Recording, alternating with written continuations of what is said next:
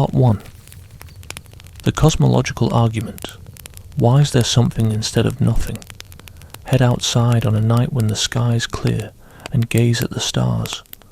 Watch a river as it moves or pick up a rock. Everything you see is real and exists in the moment. This simple observation is where the cosmological argument kicks off, posing one of the biggest questions philosophy ever came up with. Why does anything exist at all? It's not just a single argument, but a group of theories with a shared gut feeling that says everything has a reason for being. The universe exists, so there must be some explanation. According to the argument, that explanation is God. It might seem straightforward, but years of philosophical thinking have added much depth beneath the surface. Let's dig into the main versions, starting with the one that's been at the forefront of philosophical discussions for 800 years. Step into any room in your house and pick out any object like your phone, a chair, or a coffee cup. None of these made themselves. Your phone went through manufacturing, made from parts sourced from factories using materials from the earth, which themselves were formed by stellar events billions of years back. In the 13th century, philosopher and theologian Thomas Aquinas put it into formal terms. Everything that starts to exist must have a reason or cause. However, if everything needs a cause, and every cause depends on a previous one, we end up with an endless loop. Picture a train with infinite cars where each car is pulled by the one before it. But without an engine or first car pulling, the whole train wouldn't move. Aquinas posited there must be a first cause, something that initiates everything else, without needing to be started by anything else. This first cause, he said, is what we call God. Here's where things get intriguing. Today's advocates like William Lane Craig have given this argument a makeover using modern physics. They point to Big Bang cosmology, suggesting the universe began about 14 billion years ago. If the universe had a start and everything with a start has a cause, then the universe must have a cause. This cause has to be outside of space and time, since it kick-started both, incredibly powerful to create a universe and personal, because only a personal being could create something from a state of absolute nothingness. The argument leans on deep-set intuitions about cause and effect that aren't easy to dismiss. In our day-to-day life, things don't just randomly appear out of nowhere. Leaving quantum physics estimates aside, this principle seems key to understanding reality. Plus, it garners additional backing from modern physics. The Big Bang theory, cosmic microwave background radiation, and space expansion indicate the universe has a definite age. This wasn't always a welcome idea. Actually, in the early 20th century, many scientists resisted the Big Bang theory, partly because it aligned too much with religious thoughts on creation. In 1993, the philosopher and atheist Quentin Smith wrote an interesting paper admitting that naturalists, people who believe only natural things exist, faced intellectual awkwardness because Big Bang cosmology leaned towards theism. He observed that most philosophers and scientists debating the matter in the 1960s and 70s felt the Big Bang suggested a creator. But does the argument hold water? It has faced several significant criticisms, and these aren't minor issues. First is the special pleading problem. If everything needs a cause, then why doesn't God need one? Believers counter that God didn't begin to exist, so the rule doesn't apply. But critics question, if an exception is made for God, why not for the universe itself?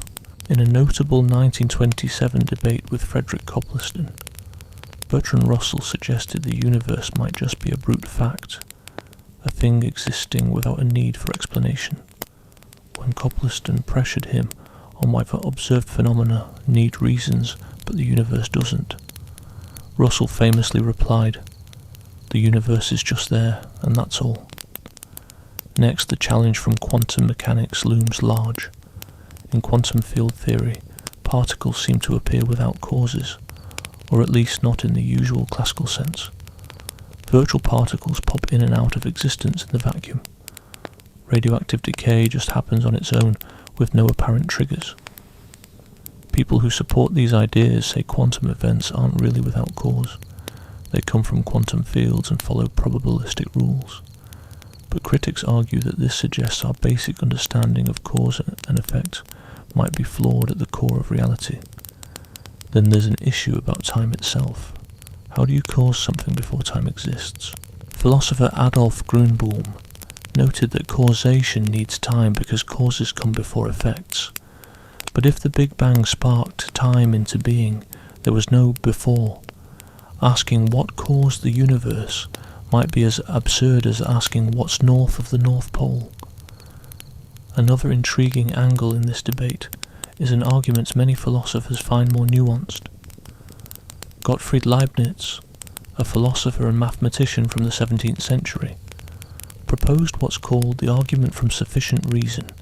He used the principle of sufficient reason, which states that everything has a reason or explanation for why it exists and why it's the way it is. Look around. Everything you see is contingent. It might not have existed at all.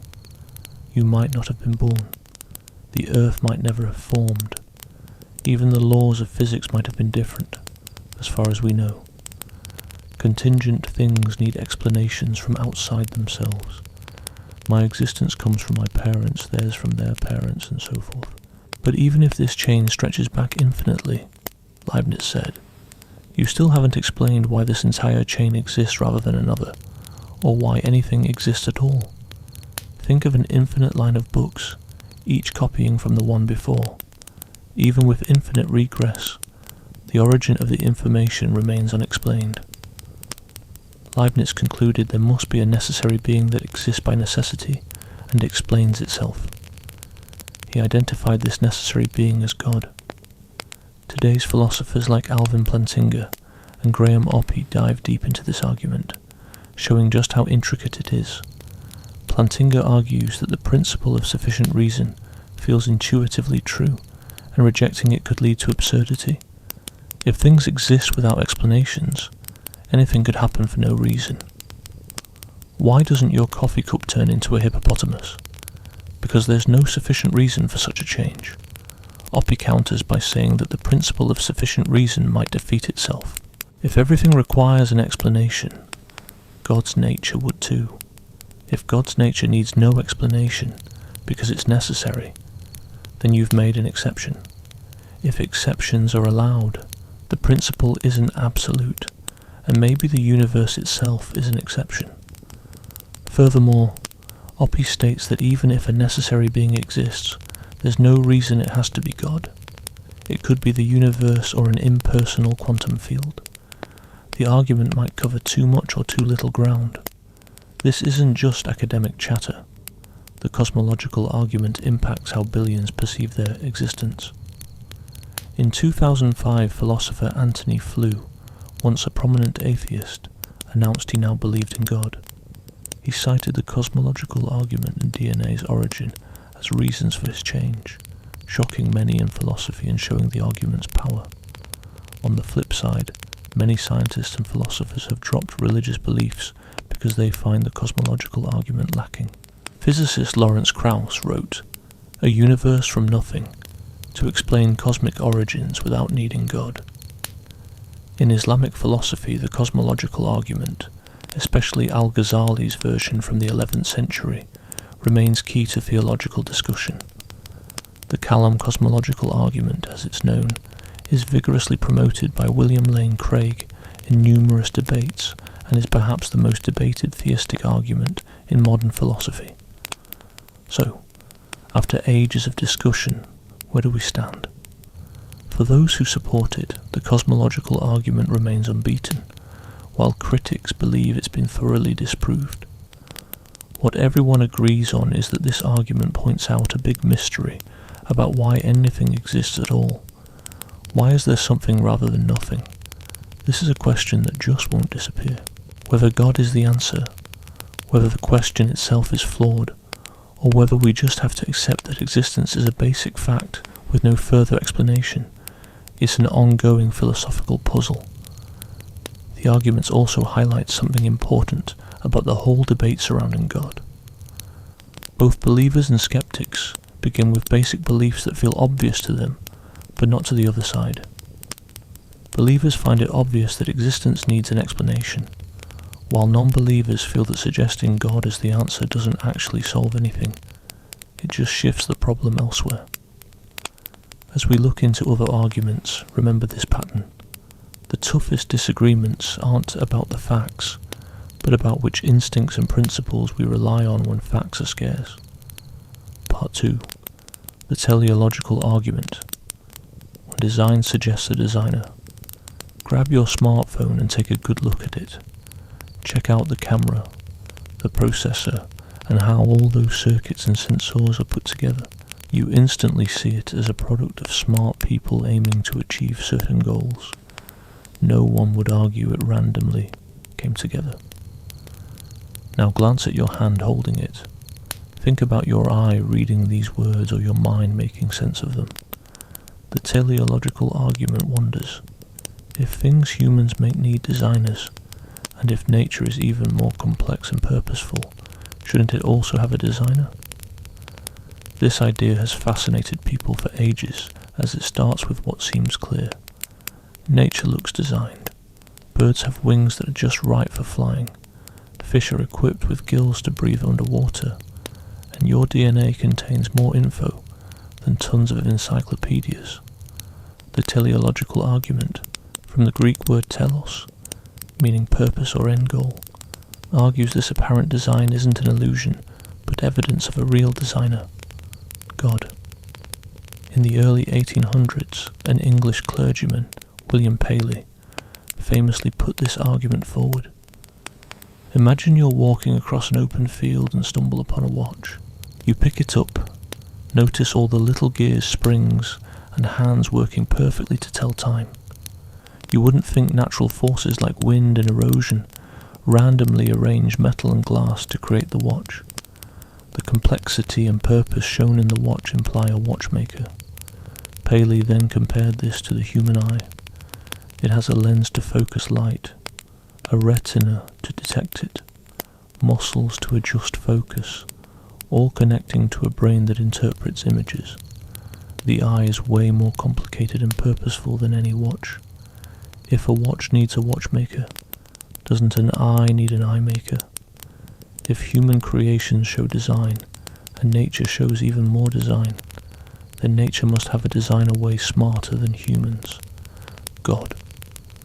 This argument clicks with human intuition. Witnessing the Grand Canyon, a butterfly breaking free from its chrysalis, or the exact orbits of planets, it just feels like everything is meant to be a certain way. Scientists also found this compelling for a long time.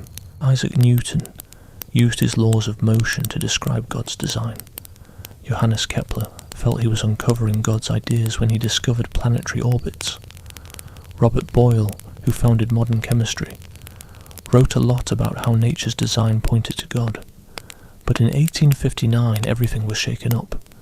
Charles Darwin released On the Origin of Species, forever changing the design argument. Darwin demonstrated how natural selection could mimic design without a conscious designer. Here's the deal. Organisms vary randomly through genetic mutations.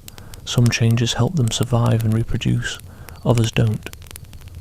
Useful traits get passed on more, simply because those organisms live longer and have more offspring. Over countless generations, these changes pile up, making creatures seem well suited for their environments. Paley's eye example is now explained by evolution, taking countless tiny steps, each with its own advantage.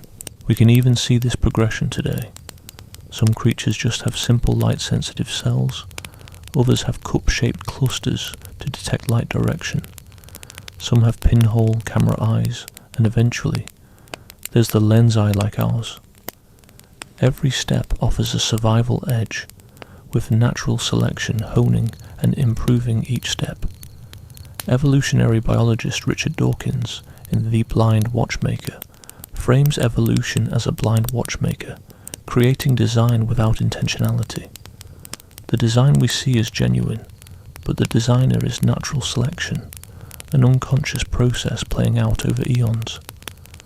Dawkins suggests that before Darwin, atheists couldn't be intellectually satisfied, but after Darwin, they could.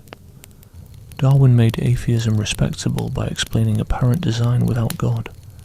This has dealt a heavy blow to the design argument, leading many philosophers and theologians to concede on this point. But that's not where it all wraps up. The design arguments have made quite a comeback recently, reimagined in ways Darwin never got to tackle.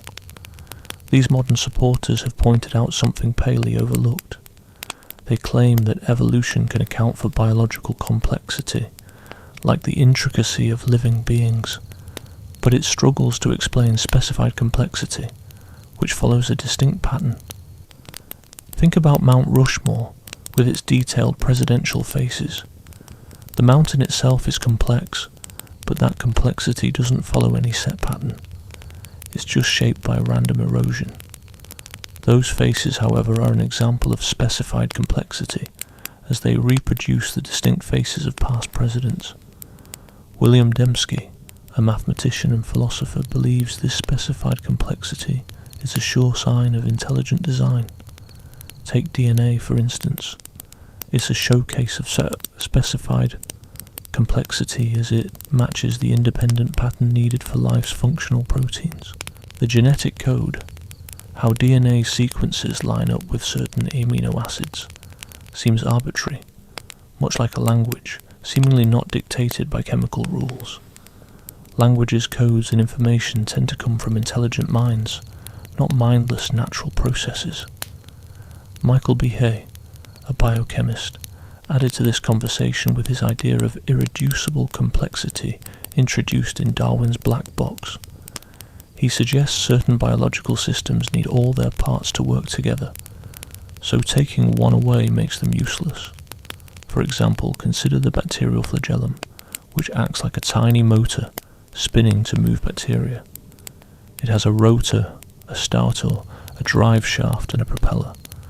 Remove even one piece, and it's useless. B questions how natural selection could gradually build such a system when unfinished versions wouldn't work and thus wouldn't provide any survival benefit. These ideas kicked off heated debates. Critics hit back on several levels. Kenneth Miller and other biologists showed that parts of these supposedly irreducible systems often have other purposes. Parts of a bacterial flagellum are found in the type 3 secretion system, another molecular device. Through a process known as exaptation, natural selection might have adapted existing parts to serve new roles. What looks irreducibly complex now may have had previous functional forms that are now obsolete or repurposed.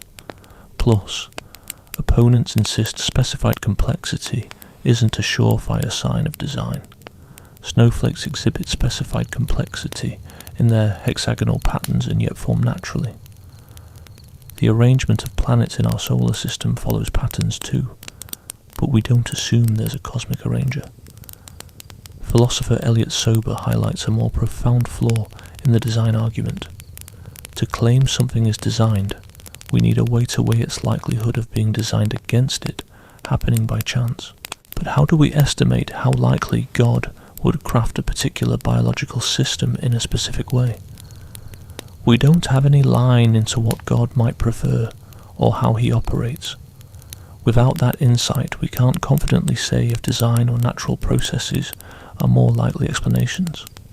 Despite these objections, belief in the design argument remains strong, especially outside biology. Many have shifted their focus from biological to cosmic design, but that's a whole different debate. Within biology, the discussion endures about whether Darwinian evolution accounts for all biological complexity, or if some aspects truly need intelligent input. There's yet another challenge to the design argument, beyond evolution, the existence of bad design. If God designed living creatures, why are so many features poorly designed? Take the human eye, a favourite example of Paley's, which is wired backwards. The cells that detect light face away from incoming light, while nerves and blood vessels block it before it gets to them. Interestingly, octopus eyes are wired correctly. Evolution can explain this varying efficiency, suggesting vertebrate and cephalopod eyes evolved differently, with evolution building on what's already there rather than starting fresh. But if human eyes were designed by God, why are they less optimally designed than an octopus's? Our bodies are full of such examples. The appendix offers little function and can be life-threatening. We have wisdom teeth that crowd our jaws. Our birth canal is dangerously narrow, making human childbirth riskier compared to most animals. For men, reproductive organs pass through a part often prone to blockages, leading to urinary issues. Humans can't produce their own vitamin C and must consume it through their diet, unlike most animals that can make it themselves. These examples hint that evolution uses what's available, rather than an all-knowing creator crafting everything from scratch. Some argue that we can't assume to know God's plans, suggesting apparent flaws might have hidden benefits, or that the original design got tainted by the fall mentioned in Genesis. Critics say these responses strip the argument of meaning. If every observation fits with design, then design doesn't actually explain or predict anything. This argument shapes societal views on education and science policy. In the US, discussions on teaching intelligent design in schools have reached the Supreme Court more than once. In 2005, a federal judge, John Jones, declared in the Ketis-Miller versus Dover case that intelligent design is religious, not scientific, and should not be taught in science classes. Jones, appointed by President George W. Bush, stated that intelligent design violates scientific methods by suggesting supernatural causes and is simply repackaged religious creationism. His decision aligned with mainstream scientific views. The National Academy of Sciences and the American Association for the Advancement of Science, along with almost every major scientific organization, claim that intelligent design isn't science. They argue that science seeks natural explanations and turning to God stops scientific exploration, yet design advocates argue that this definition excludes design not because of evidence, but by its nature. If God truly crafted life, science should be able to uncover it. Ignoring design from the outset might mean missing the truth. They note that fields like archaeology, forensics and cryptography regularly distinguish between designed and non-designed items, so why not biology? The debate touches on a core disagreement about science's role and approach. Methodological naturalism, saying science sticks to natural explanations, is seen as either a useful limit that makes science effective, or an unjustified stance closing off potential truths, depending on your perspective. In Islamic thought, the design argument is crucial, with the Quran often highlighting nature as proof of God's existence and wisdom. Medieval Islamic thinkers like Al-Ghazali crafted detailed design arguments long before Paley. Today, most Muslim scholars accept evolution as God's way of creation, seeing no clash between evolution and divine design. So where does the design argument stand right now? It effectively taps into a strong intuition. Nature looks designed because much of it works elegantly. But if this is true design or a result of evolution is still up for debate. Evolution offers a natural explanation for biological design that most scientists find convincing, though questions about gaps in evolutionary theory and if natural selection is truly creative or just reactive continue fueling the discussion. The argument also spotlights a basic divide. Should science consider possible design or focus solely on natural causes regardless of the evidence? This isn't a straightforward question, as it hinges on deeper beliefs about what scientific inquiry should aim to do. Part 3. The fine-tuning argument. Is the universe tailored for life? Picture this. You wake up facing a group of 50 sharpshooters. They fire, yet miraculously, every bullet misses you. Would you just chalk it up to being lucky? Probably not. You'd likely think someone had a hand in making sure you survived. The fine-tuning argument is kind of like that, but for the universe. It suggests the basic constants and conditions of our cosmos are so perfectly set for life. that randomness doesn't quite cut it as an explanation. Unlike arguments about intelligent design in biology, this one's about physics, not evolution. Sure, evolution can explain complex life forms, but first, you need a universe where chemistry, stars and planets exist. The fine-tuning argument wants to know, why does our universe have just the right physical laws that allow all this to happen? Take the cosmological constant, which dictates how fast our universe expands. If this constant were just a smidge larger, by 1 part in 10 raised to the power of 120, galaxies, stars or planets wouldn't have formed because the universe would have expanded too fast. Make it that much smaller and the universe would have collapsed right after the Big Bang. To grasp this precision, imagine covering the US with coins stacked to the moon, 1 billion times over, filling the universe. Finding one specially marked coin blindfolded on your first try is what we're talking about in terms of precision with the cosmological constant, and that's just one parameter. The strong nuclear force, which keeps protons and neutrons together in atomic nuclei, has to be just right too. If it were 2% stronger, hydrogen would be too scarce for stars to form. 5% weaker, and carbon and heavier elements wouldn't exist, wiping out the chemistry we depend on. Even the balance between electromagnetic force and gravitational force must be spot on. More gravity than electromagnetism, and stars burn out too quickly for life to develop. Less gravity, and stars can't get hot enough to make the heavy elements life needs. And the list goes on. From the universe's starting entropy, to the neutron to proton mass ratio, electron mass, how stars fuse and so many other constants, all seem finely tuned. Change any of them too much, and you end up with a universe without complexity or life. Martin Rees, a British astronomer and former Royal Society president, looks at 6 such numbers in Just 6 Numbers. He finds their fine-tuning for life remarkable, although he's not sure what to make of it. Roger Penrose, a Nobel laureate, figured out the odds of a universe like ours forming by chance. Roughly 1 in 10 to the power of 10 raised to the power of 123. He says even if you used every particle in the universe to write that number, you still couldn't fit it.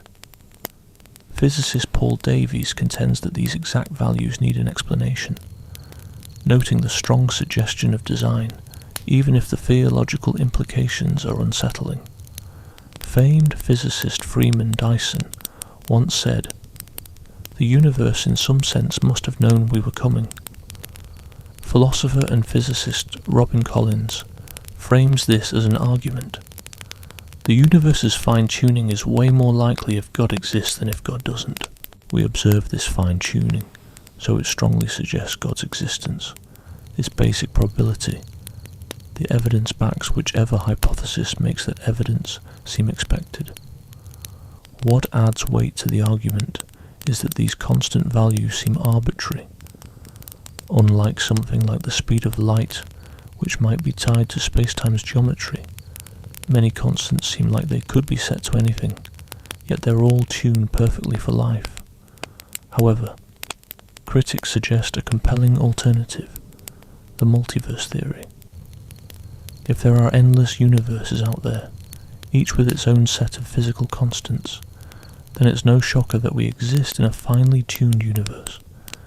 It's kind of like a selection bias where we only notice the universe that supports life because, well, we couldn't be aware if it didn't.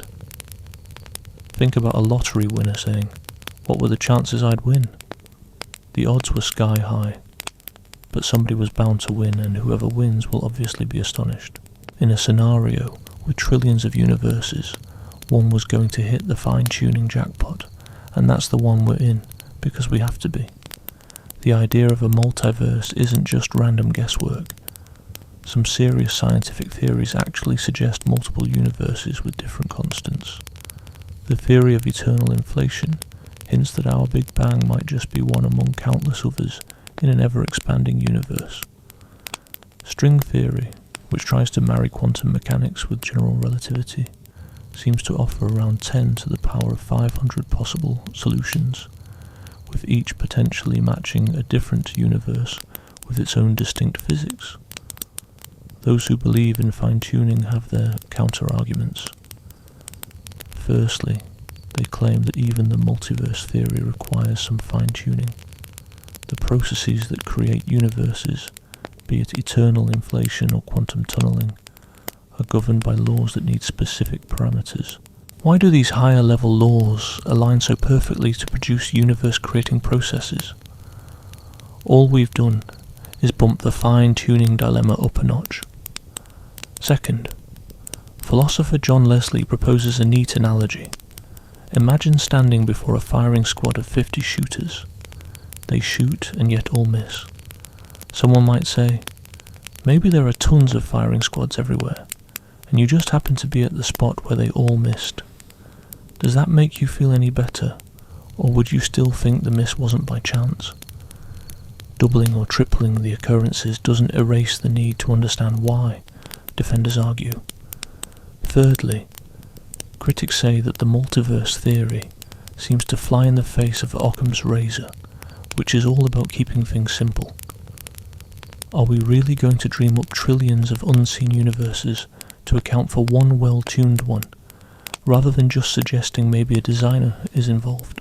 Yet naysayers shoot back that a God capable of creating universes is possibly more intricate than any straightforward laws of physics that might result in a multiverse.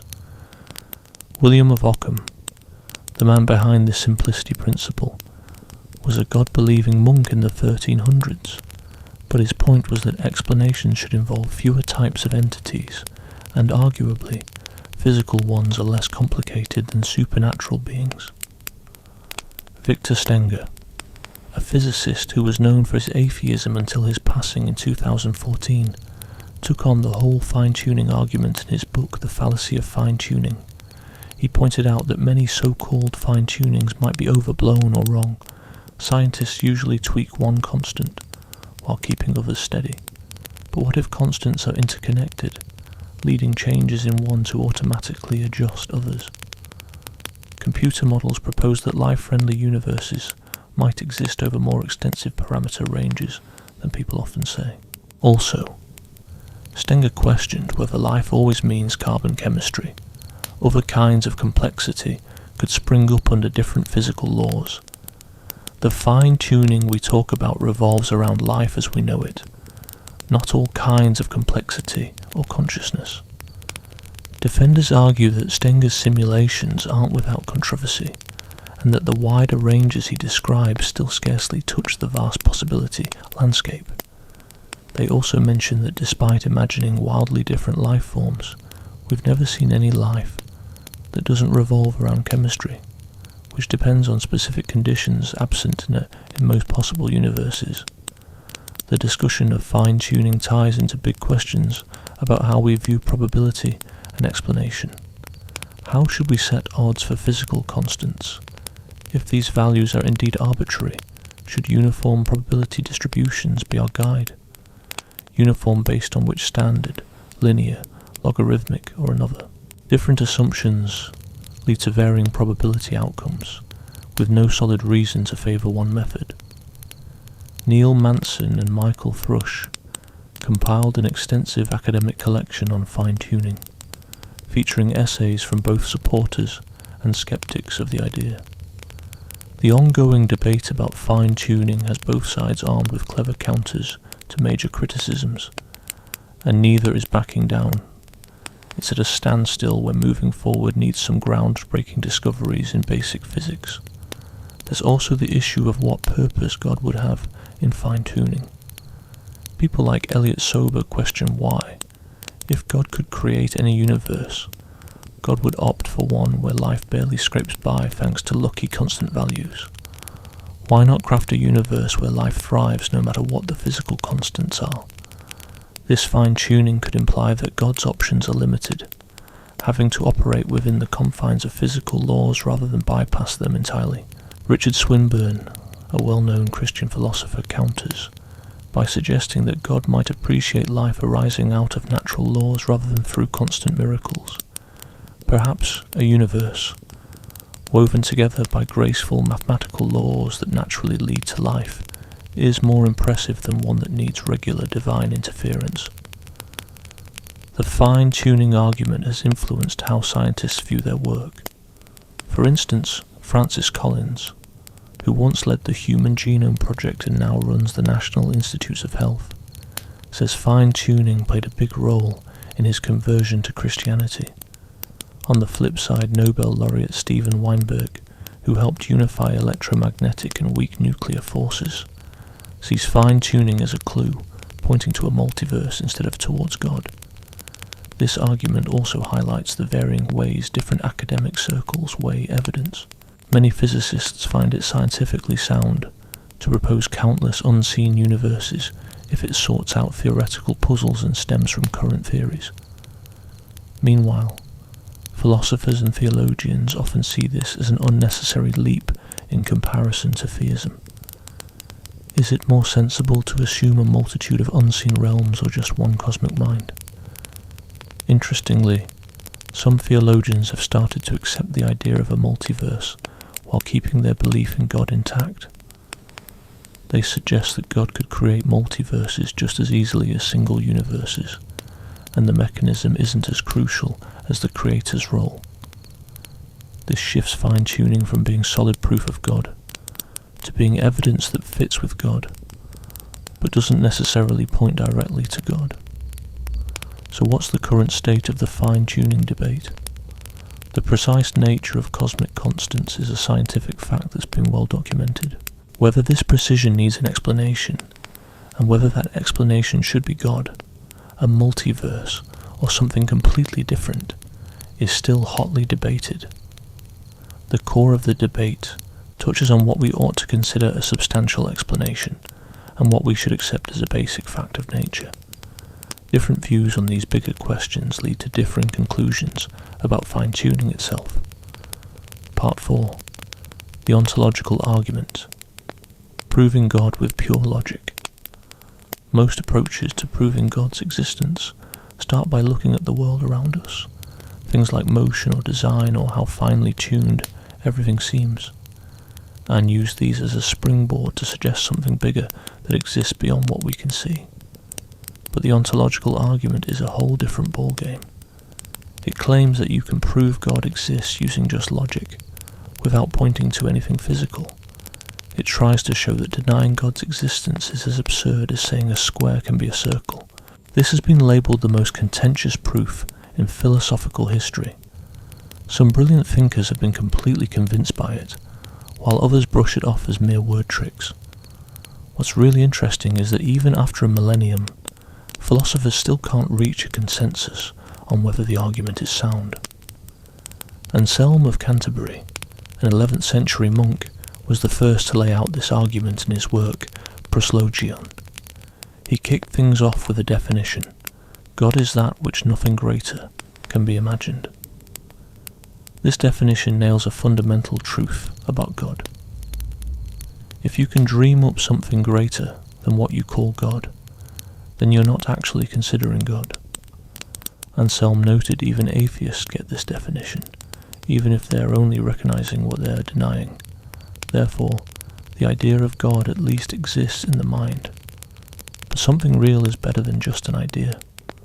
Like 100 real books are better than imaginary ones. This is where things get odd. If God exists only in thought, you could picture something greater, that same being actually existing. But then you'd contradict the definition of God as the greatest conceivable being. So God must exist for real.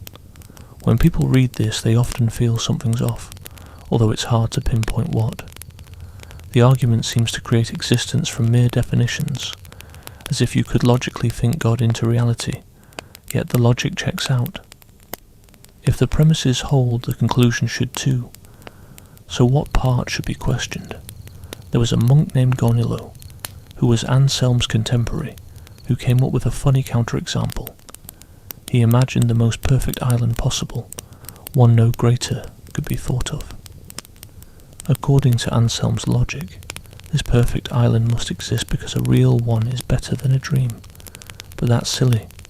You can't proof islands into existence using logic alone. Surely Anselm's argument has a flaw. Anselm countered that his logic only works for God, a being defined by maximal perfection. Islands are things that might or might not be, but God, by definition, necessarily exists. His argument leverages this unique idea of God. For ages, most philosophers dismissed the ontological argument, but squabbled over its flaw. Then along came Immanuel Kant in the 18th century with a game-changer. He argued existence isn't something you can tack onto a concept like saying something's red or heavy. Saying God is omnipotent gives God a trait, but saying God exists is more about whether that concept shows up in reality. Existence doesn't tag along as part of a definition. It's about whether it matches reality. Take a real $100 and an imaginary one. They're conceptually the same, but what sets them apart is that real dollars are actually in your wallet. Anselm's argument stumbles because it misuses existence as a quality that amplifies greatness. This critique seemed like the nail in the coffin for 2 centuries. However, in 1974, Alvin Plantinga revived the ontological argument with a clever twist, using possible world semantics. This version dives into some pretty brainy philosophy, but uncovers interesting ideas about existence and necessity. Plantinga didn't define God as the most conceivable entity, but instead as the most perfect being, one that has the highest level of excellence in every possible world. This means being all-knowing, all-powerful, and completely good. A truly perfect being has to exist in every possible world, not just a few, because otherwise it wouldn't be all that great. So existing necessarily is key to being maximally great. Here's the kicker. If there's even a chance that such a perfect being could exist, meaning there's at least one possible world where it does, then that being must exist in every possible world, including ours. Why? Because a perfect being either has to exist absolutely, everywhere, or not at all. Its existence can't just depend on which world is real. So if God's existence is even a possibility, then it must be a certainty. If there's a chance God exists, then God is real. This line of reasoning shifts the focus from whether God actually exists to whether God could exist at all, which seems a bit easier to tackle. Surely imagining a perfect being isn't logically contradictory, right? If so, then according to Plantinga, that being has to exist. Critics had a lot to say about this. William Rowe said the argument claims too much. Think about a possible world with no deities. If such a world can exist, then no God exists there.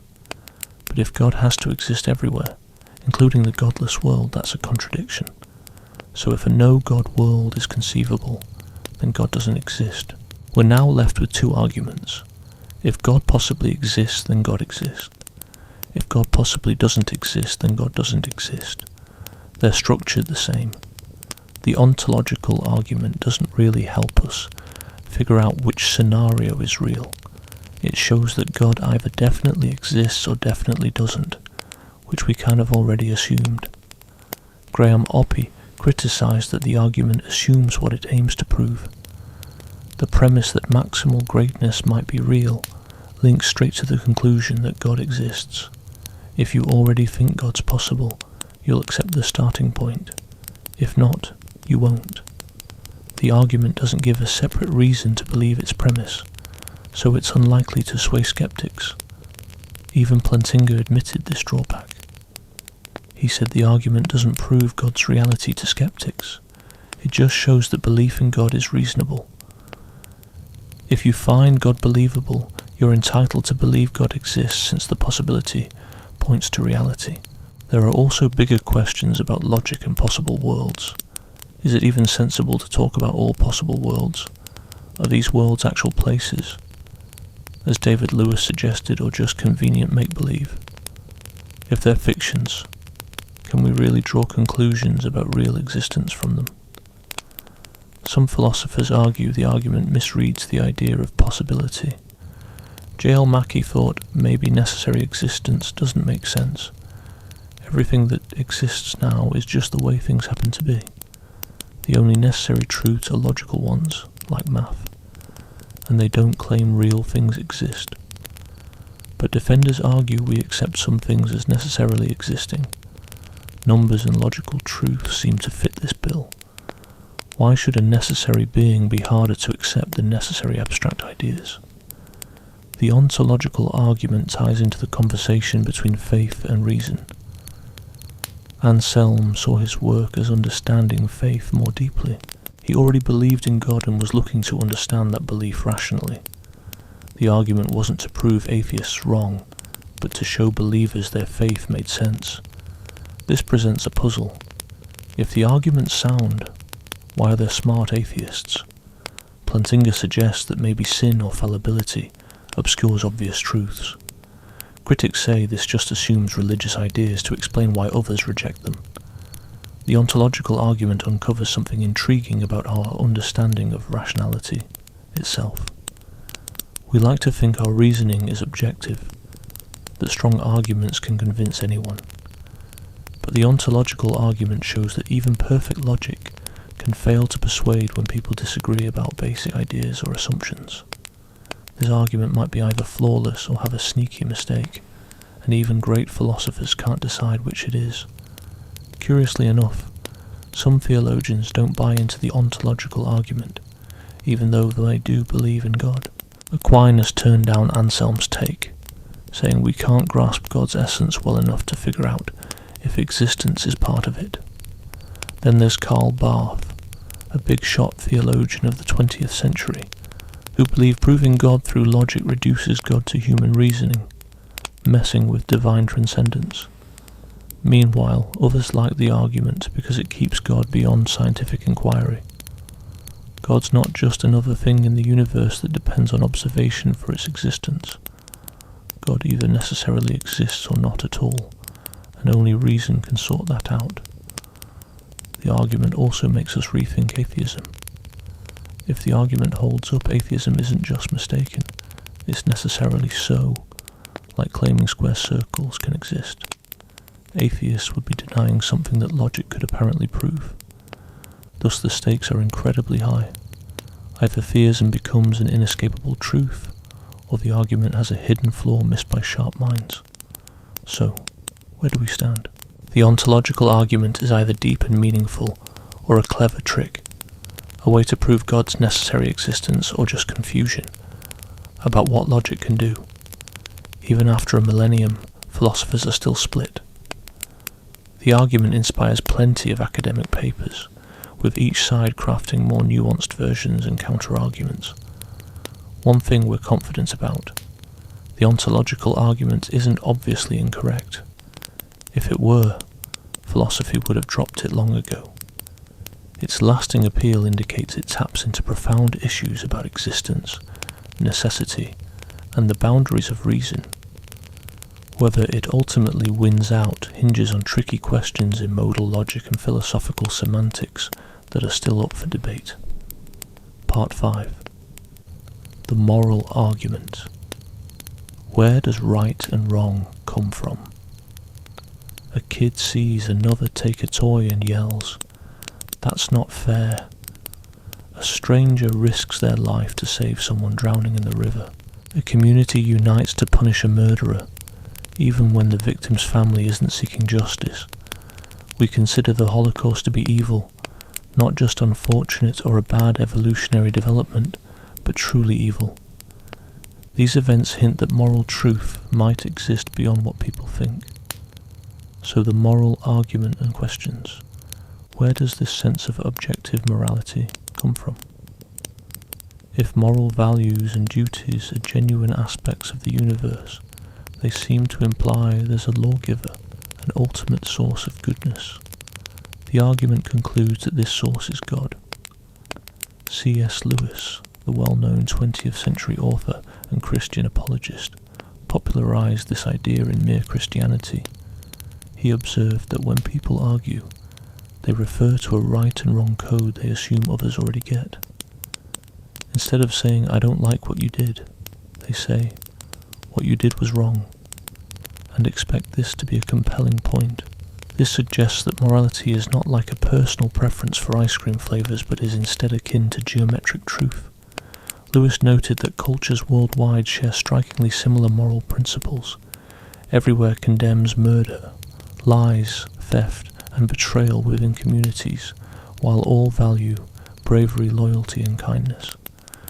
According to Lewis, this universal moral law hints at a universal moral lawgiver, much like how natural laws hint at a cosmic designer. William Lane Craig presents the argument with more precision.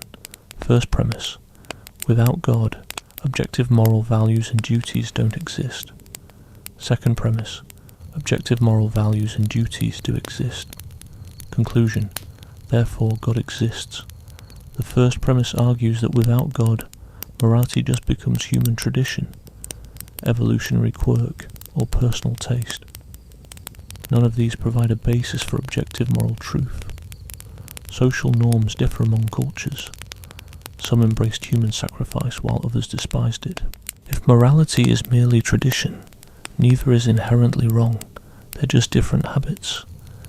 Evolution might clarify why we have moral emotions like guilt or empathy. Natural selection might have favoured cooperation, and moral instincts encourage it.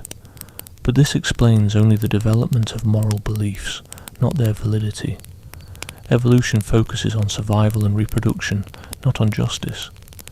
If it had favoured other behaviours, we'd have other moral feelings, but those wouldn't be right simply because of that. The second premise claims some things are truly right or wrong, no matter human opinion. The Holocaust was objectively wrong despite what the Nazis believed. Torturing children for amusement is wrong, even if future societies did it. These are moral truths, not just tastes. If both premises hold, then God must exist as the basis of objective morality. God's nature, with its ultimate goodness, sets the standard, and God's orders give us moral duties and responsibilities. Without God, there's no strong foundation for objective moral truth.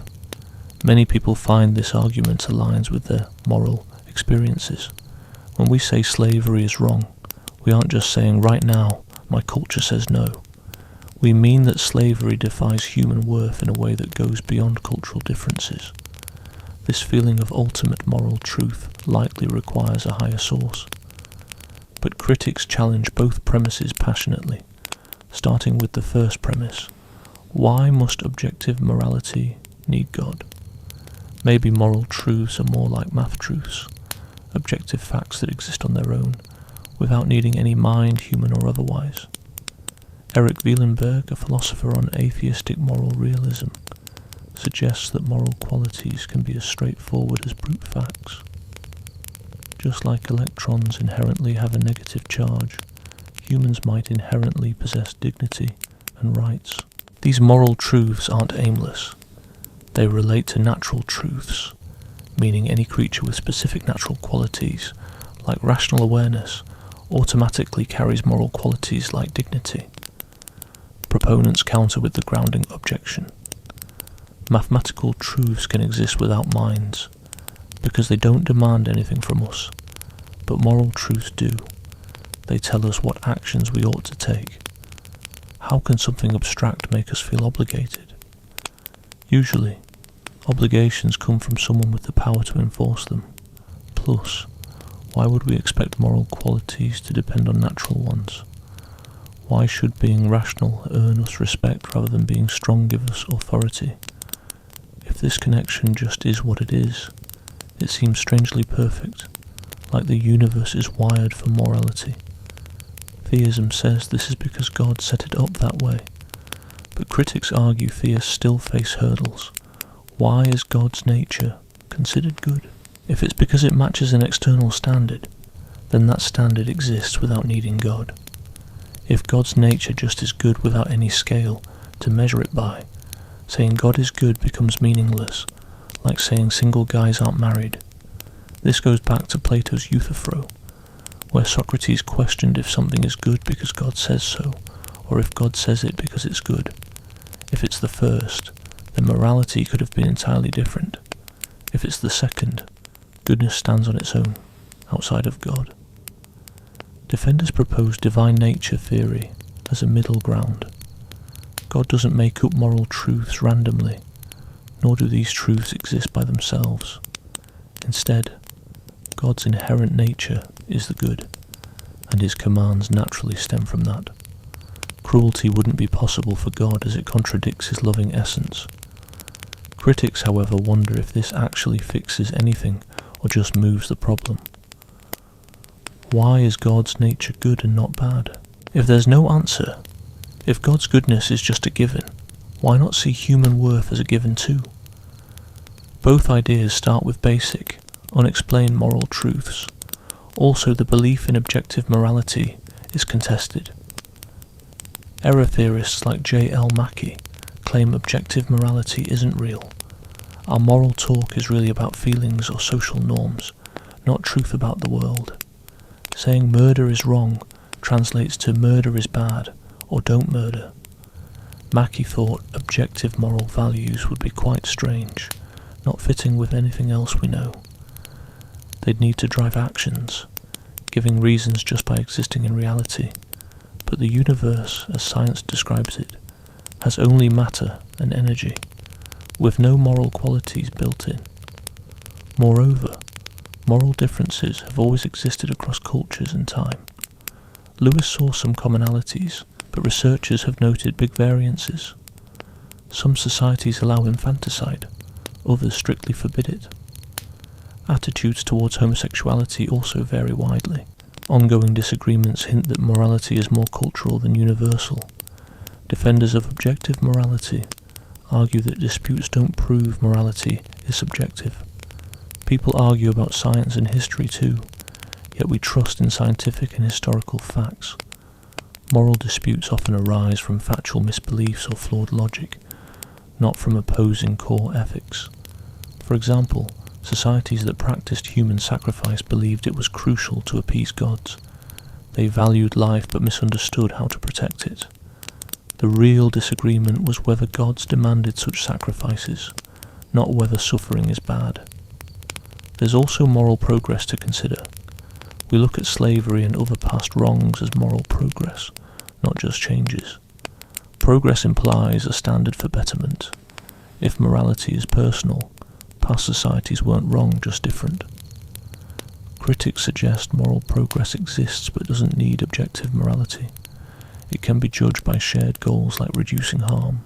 Those who tortured heretics failed by their own values, as torture doesn't help truth or well-being. The moral debate touches on evolution and psychology too. Studies show moral ideas form early and across cultures. Even 6-month-old babies in studies prefer helpful over harmful behaviours. This hints that our sense of right and wrong might come from biology. But does explaining morality with evolution ruin its significance? Sharon Street, a philosopher who focuses on evolutionary ethics, thinks it might. She believes our moral beliefs are shaped by evolution to help us reproduce, not necessarily to uncover truths. If the evolutionary pressures were different, so would our moral beliefs be.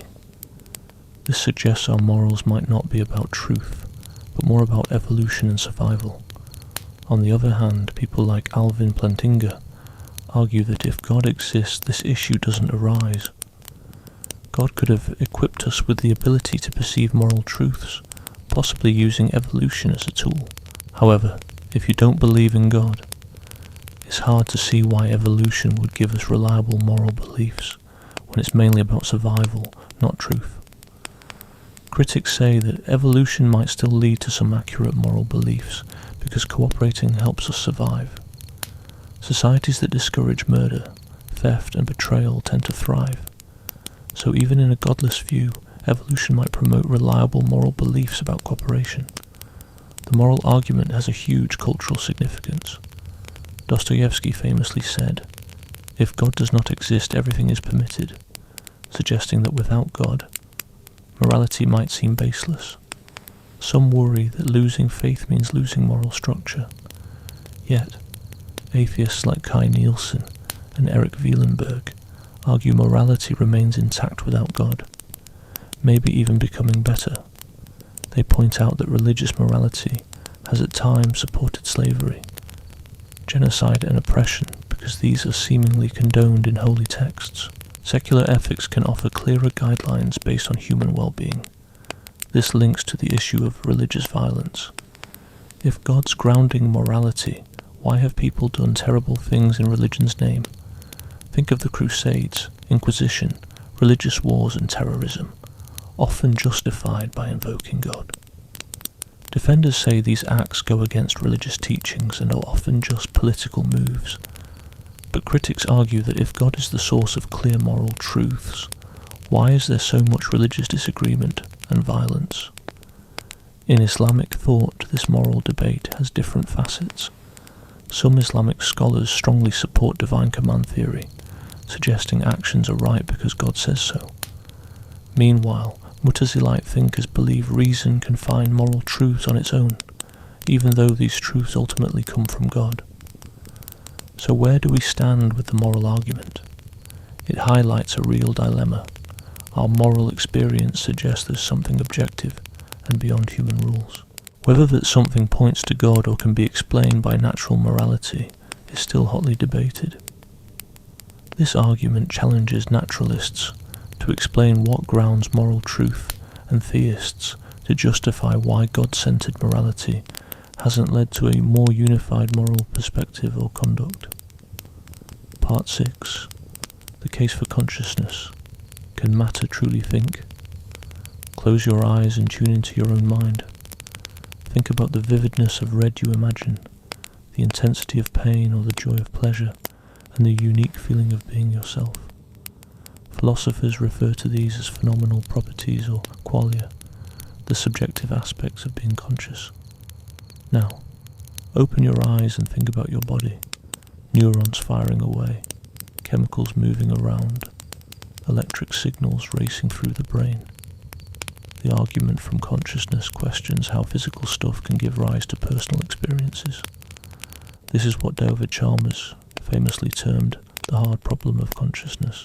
While it's possible to describe behaviour, memory, and attention using just physical terms, understanding subjective experiences, the essence of consciousness, seems to demand more than what physical science can offer.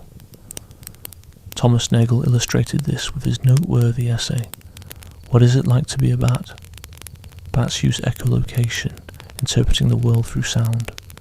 We can detail the logistics, the brain's role, and its significance in behaviour, yet that doesn't explain the bat's inner experience. The subjective feel is something objective science can't fully describe. The argument from consciousness comes with different angles but follows a similar rationale. Conscious experiences have traits that physical entities don't. So, consciousness can't be solely explained through the physical world. There's a need for something beyond, and many believe that something is God, a conscious source for consciousness itself. Consider pain. You can list the physical components, pain receptors activating, signals shooting to the brain, particular brain areas lighting up, but those don't express what pain actually feels like. A person could know every physical detail about pain, but wouldn't truly understand it until they have felt it themselves. Frank Jackson highlighted this with his thought experiment about Mary, the colour expert.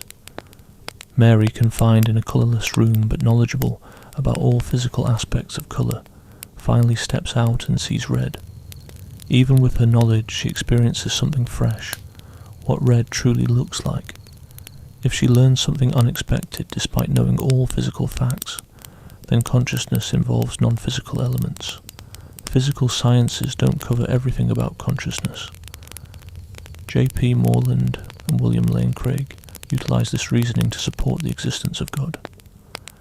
If consciousness entails non-physical elements, then materialism, the idea that only physical things exist, is flawed. Dualism must be valid. Minds aren't exactly the same as brains. But how did non-physical minds come into a physical world? They argue the best explanation is a supreme mind, God, who created the universe and imbued some parts with consciousness. This argument becomes stronger with the combination problem. Even if we accept consciousness as non-physical, there's still the puzzle of blending simple experiences into more complex ones. Your senses perceive countless colours, sounds mix and sensations come together into one awareness. How does it all merge into a coherent experience? This issue is tricky for both materialist and dualist theories, but theists claim that a divine creator could solve it in ways that natural processes can't. Yet this argument for consciousness isn't without pushbacks. First, many philosophers outright dismiss the heart problem.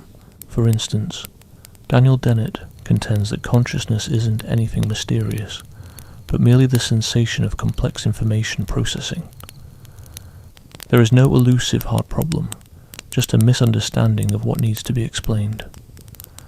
Dennett likens belief in irreducible consciousness to believing in magic. We assume something special is going on, but once we figure out the underlying mechanisms, the mystery evaporates.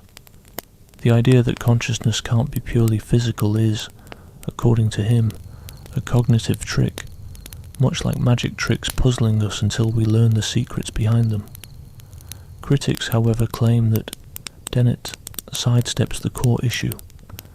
They argue he describes cognitive functions without addressing consciousness itself. Just explaining how the brain handles information doesn't clarify why it feels like something in the first place. Dennett appears to be denying consciousness's existence rather than explaining it. The Mary thought experiment has sparked major philosophical discussions. Physicalists like Daniel Stoljar suggest Mary doesn't discover new facts, but rather experiences old facts differently. There's a difference between knowing about the colour red and actually experiencing it. They're just different ways of interacting with the same physical facts. This is an epistemic difference concerning how we understand things, not a metaphysical one about existence. Others propose that Mary gains new skills or practical abilities instead of factual knowledge. She learns to recognise, imagine, and remember the experience of red. These skills are significant, but don't imply any non-physical properties. Neuroscience keeps uncovering strong links between brain states and conscious experiences. Certain neural patterns match specific conscious states. Damage to particular brain areas can erase specific consciousness aspects. Harm to the visual cortex causes blindness, while damage to the hippocampus hinders new memory creation, and frontal lobe damage can change personality. These links imply that consciousness is fully dependent on brain processes. Additionally, by stimulating certain brain areas, we can trigger specific conscious experiences. Transcranial magnetic stimulation can evoke visual experiences, alter moods, or even create religious feelings. If consciousness were non-physical, why would these precise physical interventions work so well? Supporters of the non-physical view argue that correlation doesn't mean identity. Even if every mental state has a corresponding brain state, this doesn't mean they are the same. Perhaps the brain is like a receiver, converting non-physical consciousness into physical experiences, similar to a radio translating electromagnetic waves into sound. Damaging the radio stops the music, but it doesn't mean the radio produced it. Critics of this analogy don't find it convincing. We have found independent proof of radio waves through various means beyond radios. No such evidence exists for non-physical consciousness, making the receiver theory seem like an ad hoc idea to keep dualism afloat despite scientific evidence. Then there's the issue of animal consciousness.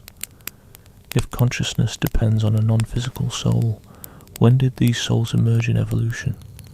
Do dogs, insects, or single-celled organisms possess souls?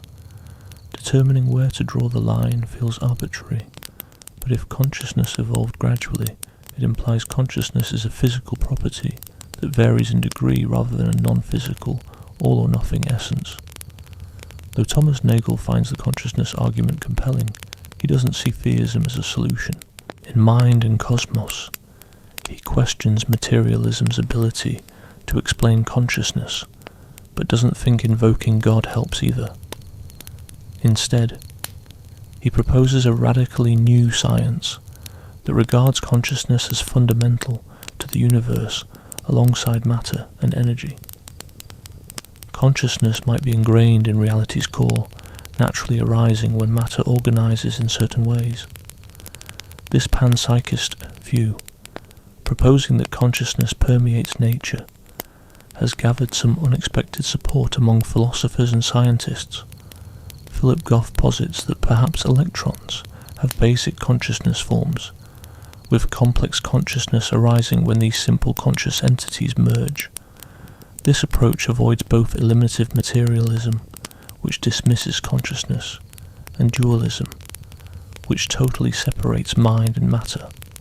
However, panpsychism comes with its own issues, such as the combination problem. How do many simple consciousnesses come together to form one complex consciousness? When hydrogen and oxygen atoms form water, the new properties like liquidity aren't found in the individual atoms themselves. Consciousness is quite the enigma. You can't just mash together non-conscious bits and suddenly get consciousness, so it feels just as puzzling when a bunch of barely conscious bits merge to create something complex. This ties into artificial intelligence too. As AI gets more advanced, we start wondering if machines could ever be conscious.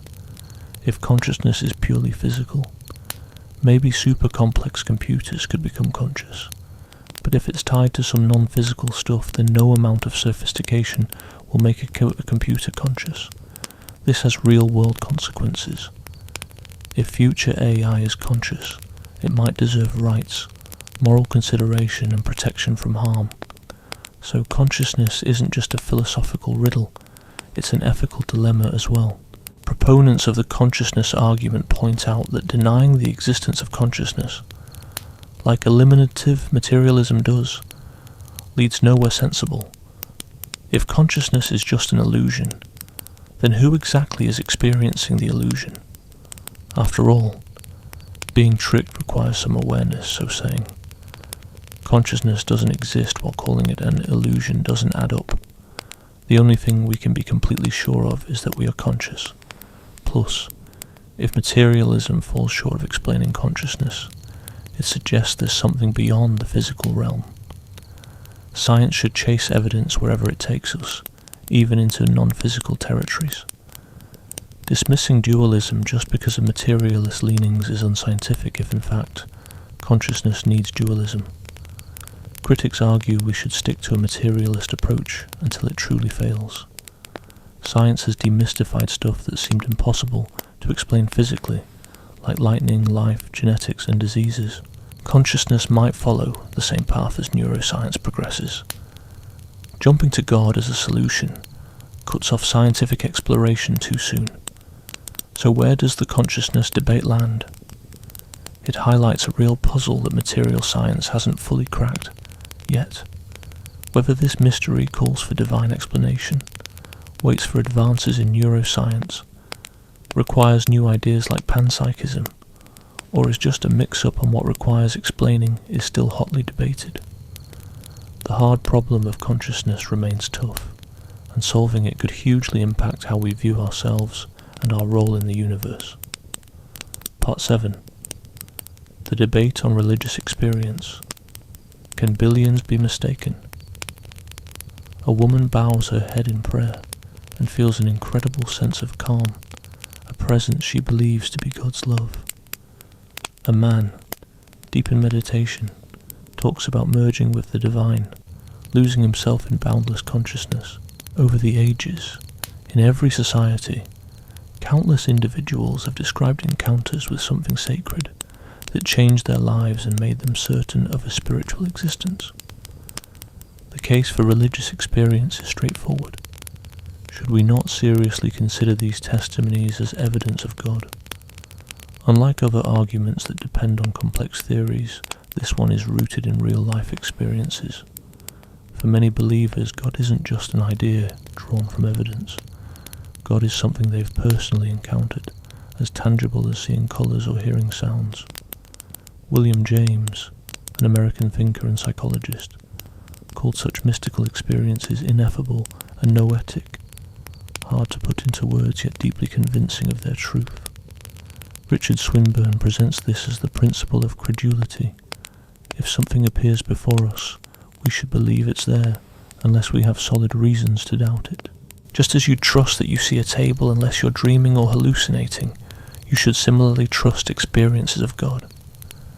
Millions claim to have felt God's presence, offering a vast amount of testimonial evidence for belief in God. Reflect on the range and consistency among these experiences. Christian mystics talk about feeling divine love. Sufi practitioners speak of becoming one with Allah. Hindus describe a connection with Brahman. Even Buddhist meditators reach a consciousness that goes beyond everyday awareness. Despite cultural differences, they all feel a sense of unity, transcendence, peace, and an encounter with a higher reality. Teresa of Avila, a 16th century Spanish mystic, recounted an angel piercing her heart with a fiery golden spear, filling her with God's love. For her, it was no metaphor, but a reality more intense than any physical feeling. When these testimonies are collected across ages and cultures, they form a substantial pool of evidence for the divine. Moreover, these experiences visibly change lives. People give up addictions, find purpose amidst suffering, commit to helping others, and face mortality calmly. Consider Paul who, after his encounter with Jesus on the road to Damascus, transformed from persecuting Christians to becoming their chief apostle. Many conversion tales share this theme, a life-changing encounter with God.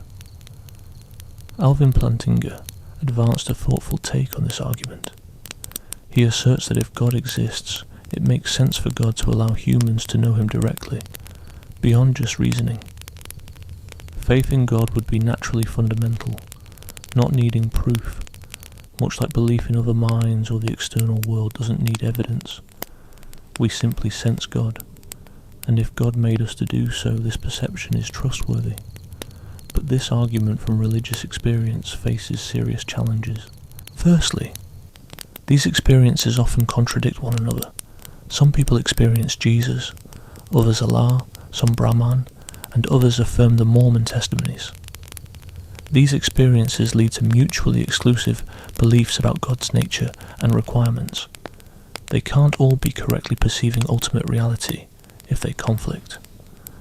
Some defenders suggest that different faiths see the same divine truth through their own cultural lenses. John Hick supported religious pluralism, proposing that the real, with a capital R, shows up differently in various traditions, much like light changes colour through different filters. According to him, all major religions give authentic but partial glimpses of transcendent reality. Critics argue this undermines the religions themselves. For example, Christianity claims Jesus is God in a human form, while Islam sees this belief as blasphemous.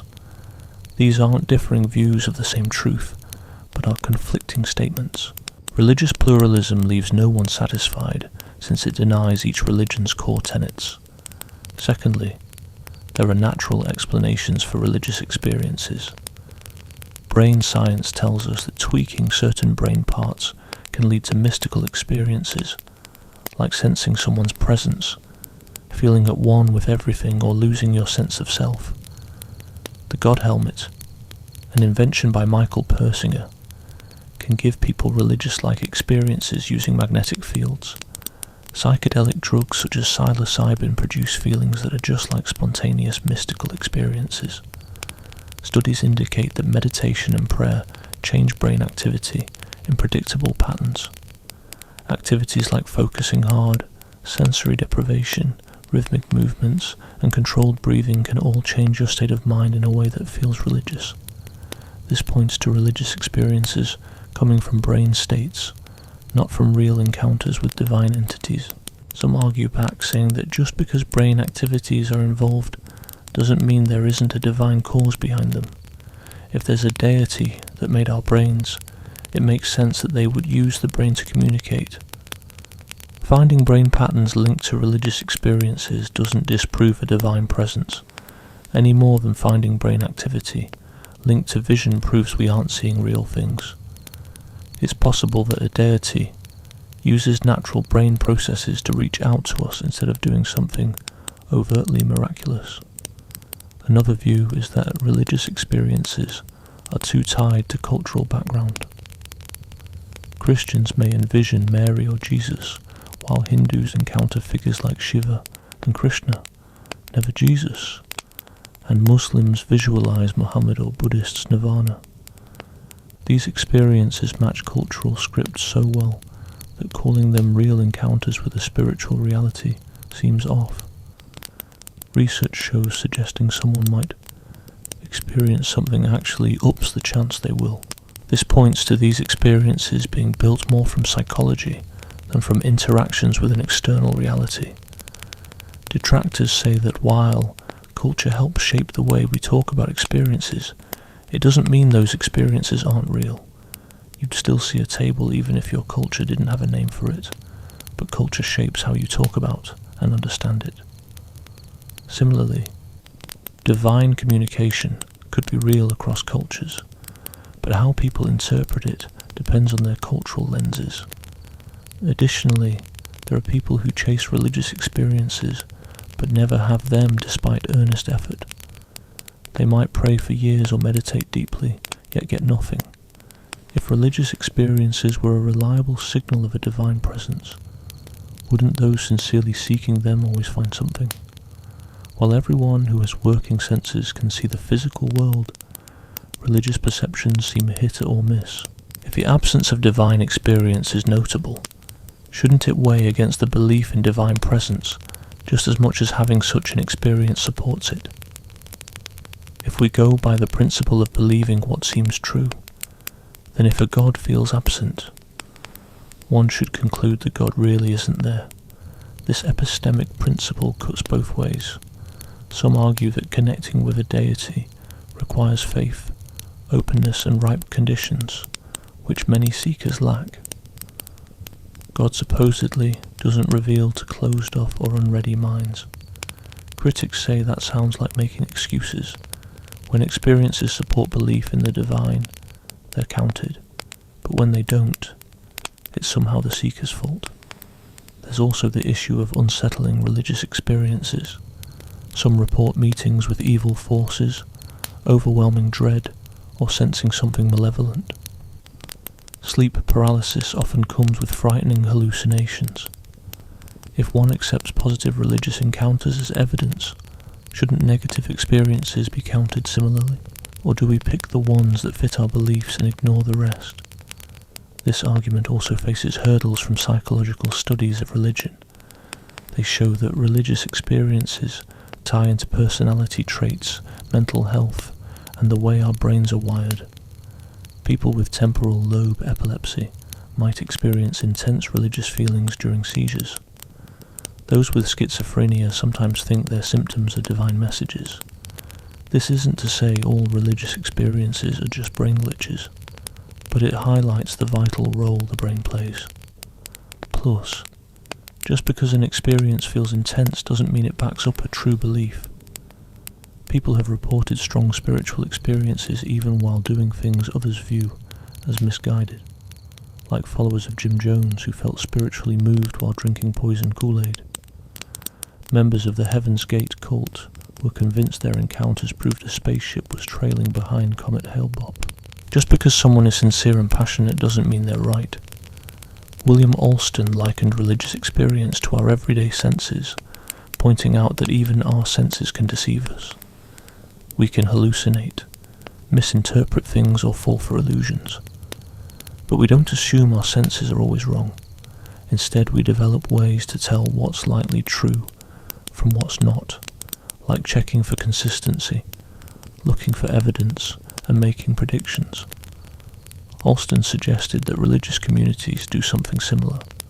They have ways to tell genuine experiences of God from mere delusions, like seeing if they line up with Scripture, are accompanied by love and humility, and are confirmed by religious authorities. So, like sense experiences, religious experiences should be given initial credibility unless there's strong evidence to doubt them. Critics argue that religious traditions sometimes fall into circular reasoning. They validate experiences by comparing them to beliefs based on past experiences, without an independent way to check reality. In contrast, we can check our sensory perceptions through instruments, multiple views, and experiments. Religion doesn't have this kind of validation. This debate is particularly important for Christians, who emphasize a personal relationship with God, rather than just agreeing with doctrines. For many Christians, having a direct encounter with Christ is more convincing than any argument for God's existence. Paul even wrote that the Spirit that raised Jesus affirms itself in believers' hearts with a kind of certainty that doesn't rely on evidence. But this creates a dilemma. If religious experience is so clear, why do Christians have so many disagreements? Catholics and Protestants both claim the Holy Spirit's guidance, yet disagree on crucial matters like church authority, sacraments, and salvation.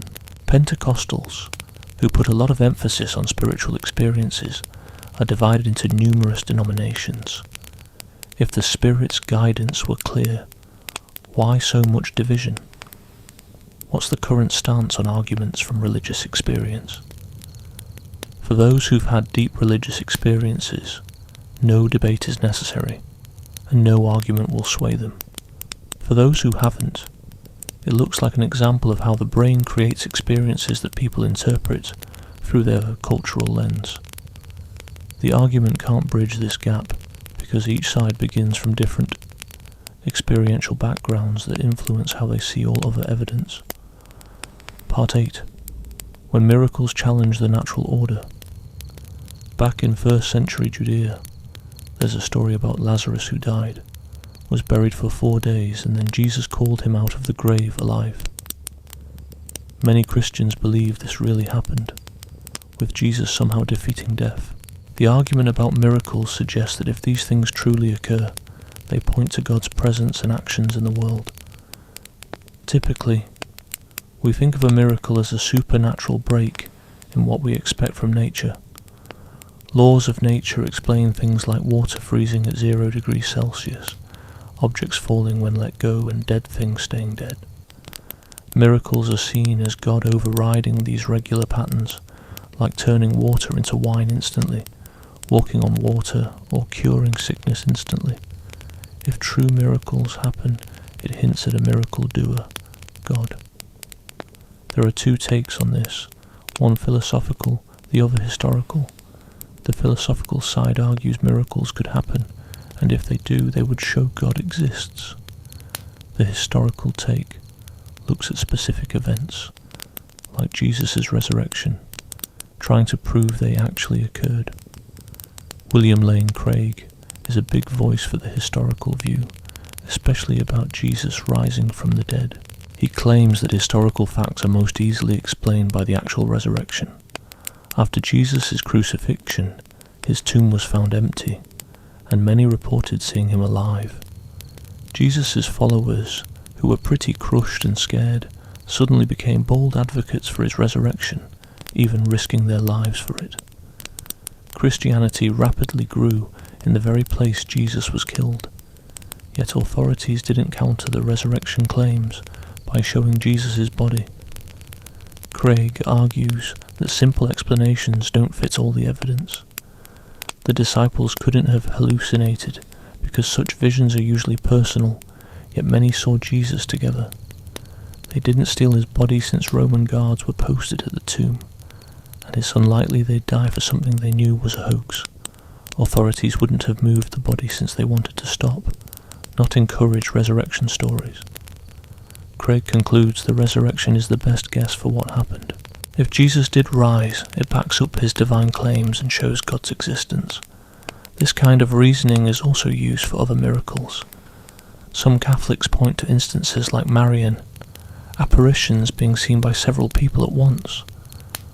The miracle of the sun at Fatima in 1917 reportedly involved 70,000 people witnessing the sun move erratically. At Lourdes, a commission has confirmed dozens of medical recoveries without scientific explanations. Tumours disappearing, the paralysed walking, the blind seeing. In Pentecostal circles today, similar healing stories crop up, like cancers vanishing and paralysis being cured, often attributed to prayer. While many stories lack thorough verification, a few have medical backing.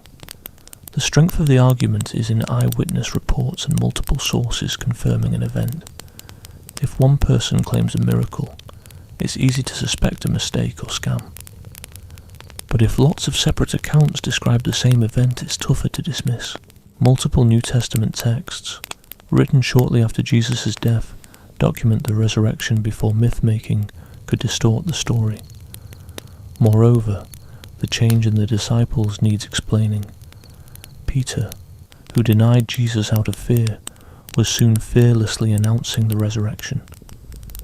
Jesus' brother James was doubtful during Jesus' life but became a church leader after seeing the risen Jesus. Paul, who initially persecuted Christians, was converted by what he believed was an encounter with the risen Christ and went on to become a key missionary. What drove these dramatic changes? The disciples felt they witnessed something groundbreaking, compelling enough to put their lives on the line for it. Either they were correct, or something profound convinced them they were. Both options deserve thought. However, the argument about miracles has faced serious skepticism for centuries. David Hume, a philosopher from Scotland in the 1700s, delivered one of the strongest arguments against miracles in his essay of Miracles. According to Hume, miracles are, by their nature, incredibly unlikely, since they break the laws of nature, which have been established by consistent human experience. For example, we have endless evidence that dead people stay dead. Water doesn't just turn into wine, and people can't walk on water. These observations make natural laws very reliable. Since miracles go against these laws, they are incredibly improbable. Now let's think about miracle stories. The way people tell stories can be flawed. They might see things wrong, remember incorrectly, exaggerate, or lie. So when we compare stories about miraculous events to the likelihood of those events happening, we need to decide which is less likely, the story being inaccurate or nature's laws being broken. Given that nature's laws are based on lots of consistent experience, it's usually more likely that the story is wrong than a true miracle happening. Hume came to the conclusion that no amount of testimony could prove a miracle unless the story being false would be more miraculous than the event itself. Since false stories happen regularly and miracles seem not to, Hume believed we should always doubt miracle claims. Hume also included practical points. Miracle stories mostly come from old, uneducated or superstitious societies. In more modern, educated societies, there are fewer miracle reports, indicating that better knowledge reduces belief in miracles. Plus, miracles from different faiths contradict each other. If Jesus' miracles support Christianity, do Muhammad's support Islam? They cannot both be right if their beliefs clash, and the evidence is often similar, which makes them cancel each other out, leaving no firm miraculous claims. Supporters of miracles argue that Hume assumes experiences against miracles are uniform, but that's the thing under dispute. Many report experiencing miracles, which contradicts the idea of uniform experience. Hume discounts miracle testimony, while using the reduced experience to evaluate such testimony, which is circular reasoning. Additionally, Hume mixes up two different probability questions. We need to think not just about the general chance of a miracle occurring, but also about the chance considering all evidence, including testimony. Strong testimony can raise the odds significantly. We often believe unlikely events, like winning the lottery or bizarre coincidences, if the testimony is convincing. John Ehrman, a science philosopher, critiqued Hume's reasoning in Hume's Abject Failure. Ehrman contends Hume's logic is mathematically weak. Using Bayes' theorem, a way to adjust probabilities based on new evidence, shows strong enough evidence can support miracle claims despite their initial implausibility. However, critics say that miracle testimony is never reliable enough. Bart Ehrman, a scholar of the New Testament and a former evangelical Christian, argues that historical methods can't confirm miraculous events. Historians determine what probably happened based on comparisons with current experiences and known patterns. Miracles are by nature one-off events, so they don't fit into these patterns and methods. Furthermore, there are always other explanations for testimony. People might misinterpret events. Memory can skew over time. Stories might be exaggerated or witnesses might fabricate. These natural explanations, while unlikely for a specific instance, are still more probable than actual miracles since natural processes occur, but miracles do not. The resurrection, for instance, faces extra problems. There are no first-hand accounts, just writings from decades later by believers trying to convert others. Paul's letters, the earliest part of the New Testament, mention resurrection appearances, but don't give details about the empty tomb. The Gospel stories themselves differ on important points: who visited the tomb, what they saw, where Jesus appeared, what he said. These inconsistencies suggest the stories evolved over time, as many historical tales do. It all started with personal experiences of feeling Jesus' presence, which eventually turned into stories about him coming back to life. Many religious groups start from a small bunch of people who say they've witnessed miraculous events. Like Joseph Smith said an angel showed him golden plates, and that's how Mormonism got going. Or take Islam, which began with Muhammad claiming the angel Gabriel revealed the Quran to him. In the Pacific Islands, cargo cults sprang up around what they believe were supernatural happenings. We're skeptical about these miracles, so why buy into the Christian ones? Supporters of Christianity say it's different, because it came to life in a place where the authorities could have easily shown it was wrong.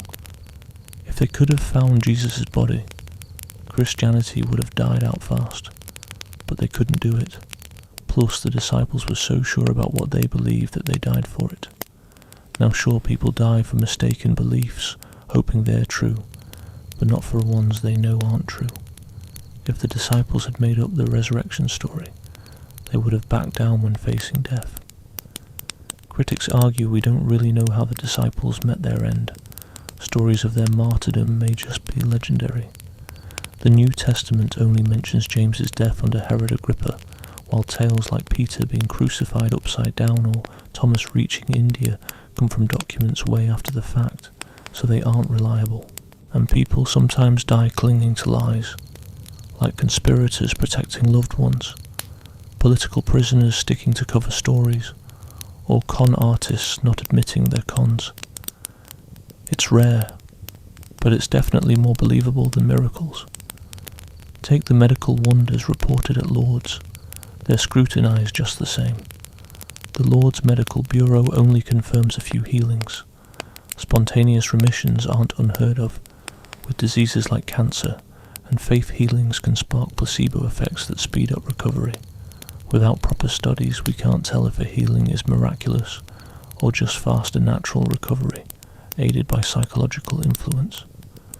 The Fatima sun miracle also has down-to-earth explanations. Things like mass hallucinations, strange atmospheric effects, or just misinterpreting regular sun stuff might explain the reported events. Not everyone there saw anything odd, and photos from that day show the sun acting normally.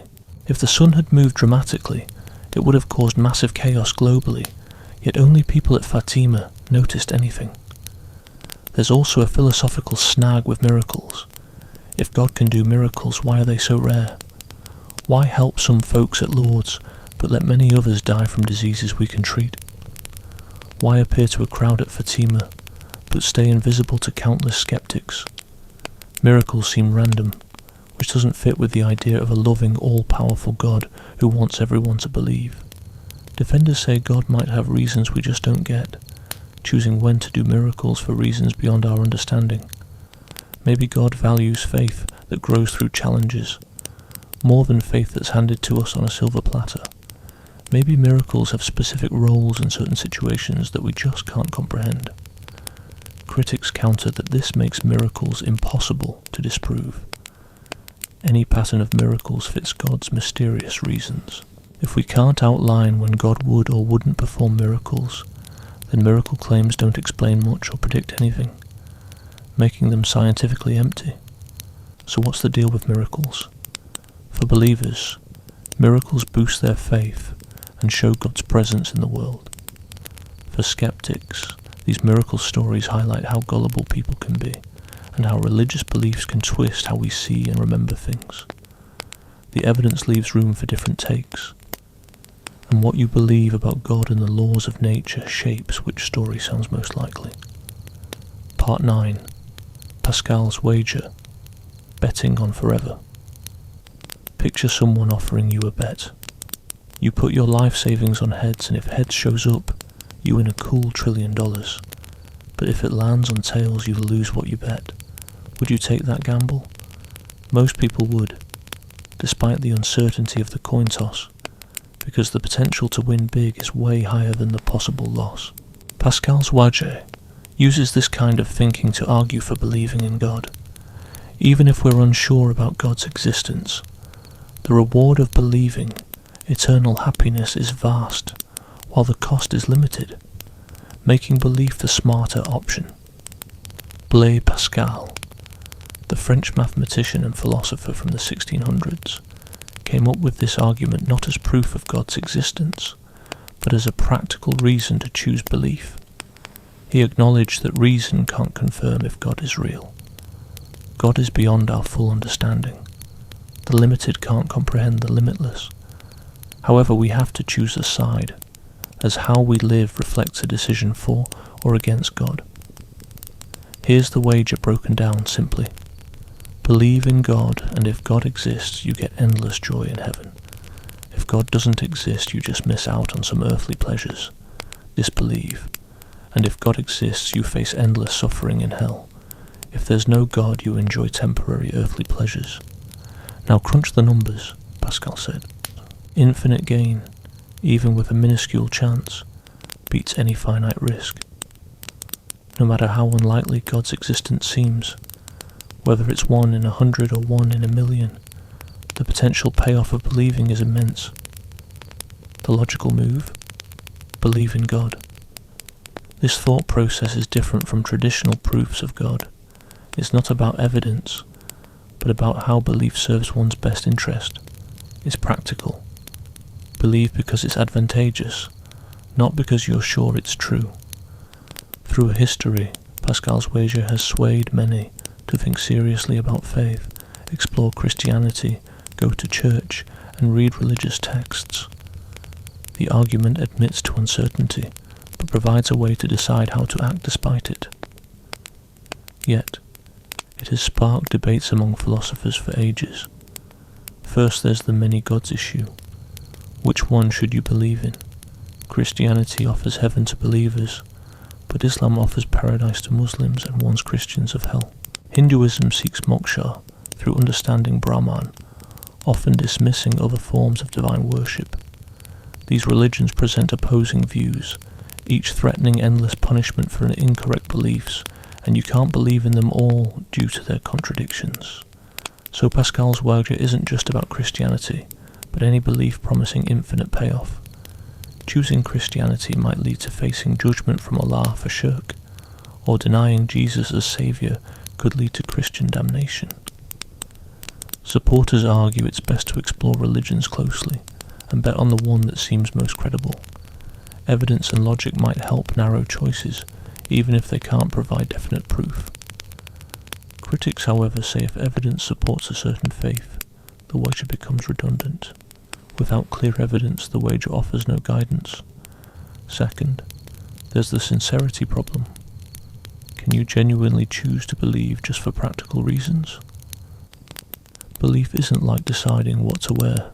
It's not entirely voluntary. You're either convinced or you're not. Deciding to believe because it's rational doesn't automatically create real belief. Plus, if God exists, would God appreciate a faith based on personal gain? God is thought to value true faith, love, and genuine devotion rather than calculated interest. Believing just to dodge hell might seem insincere and self-serving. Pascal understood this concern. He suggested that while you can't just decide to believe, you can live as if you do until genuine faith emerges. Attend church, pray, take part in rituals, read holy texts, and engage with religious communities. Over time, these actions may nurture real faith.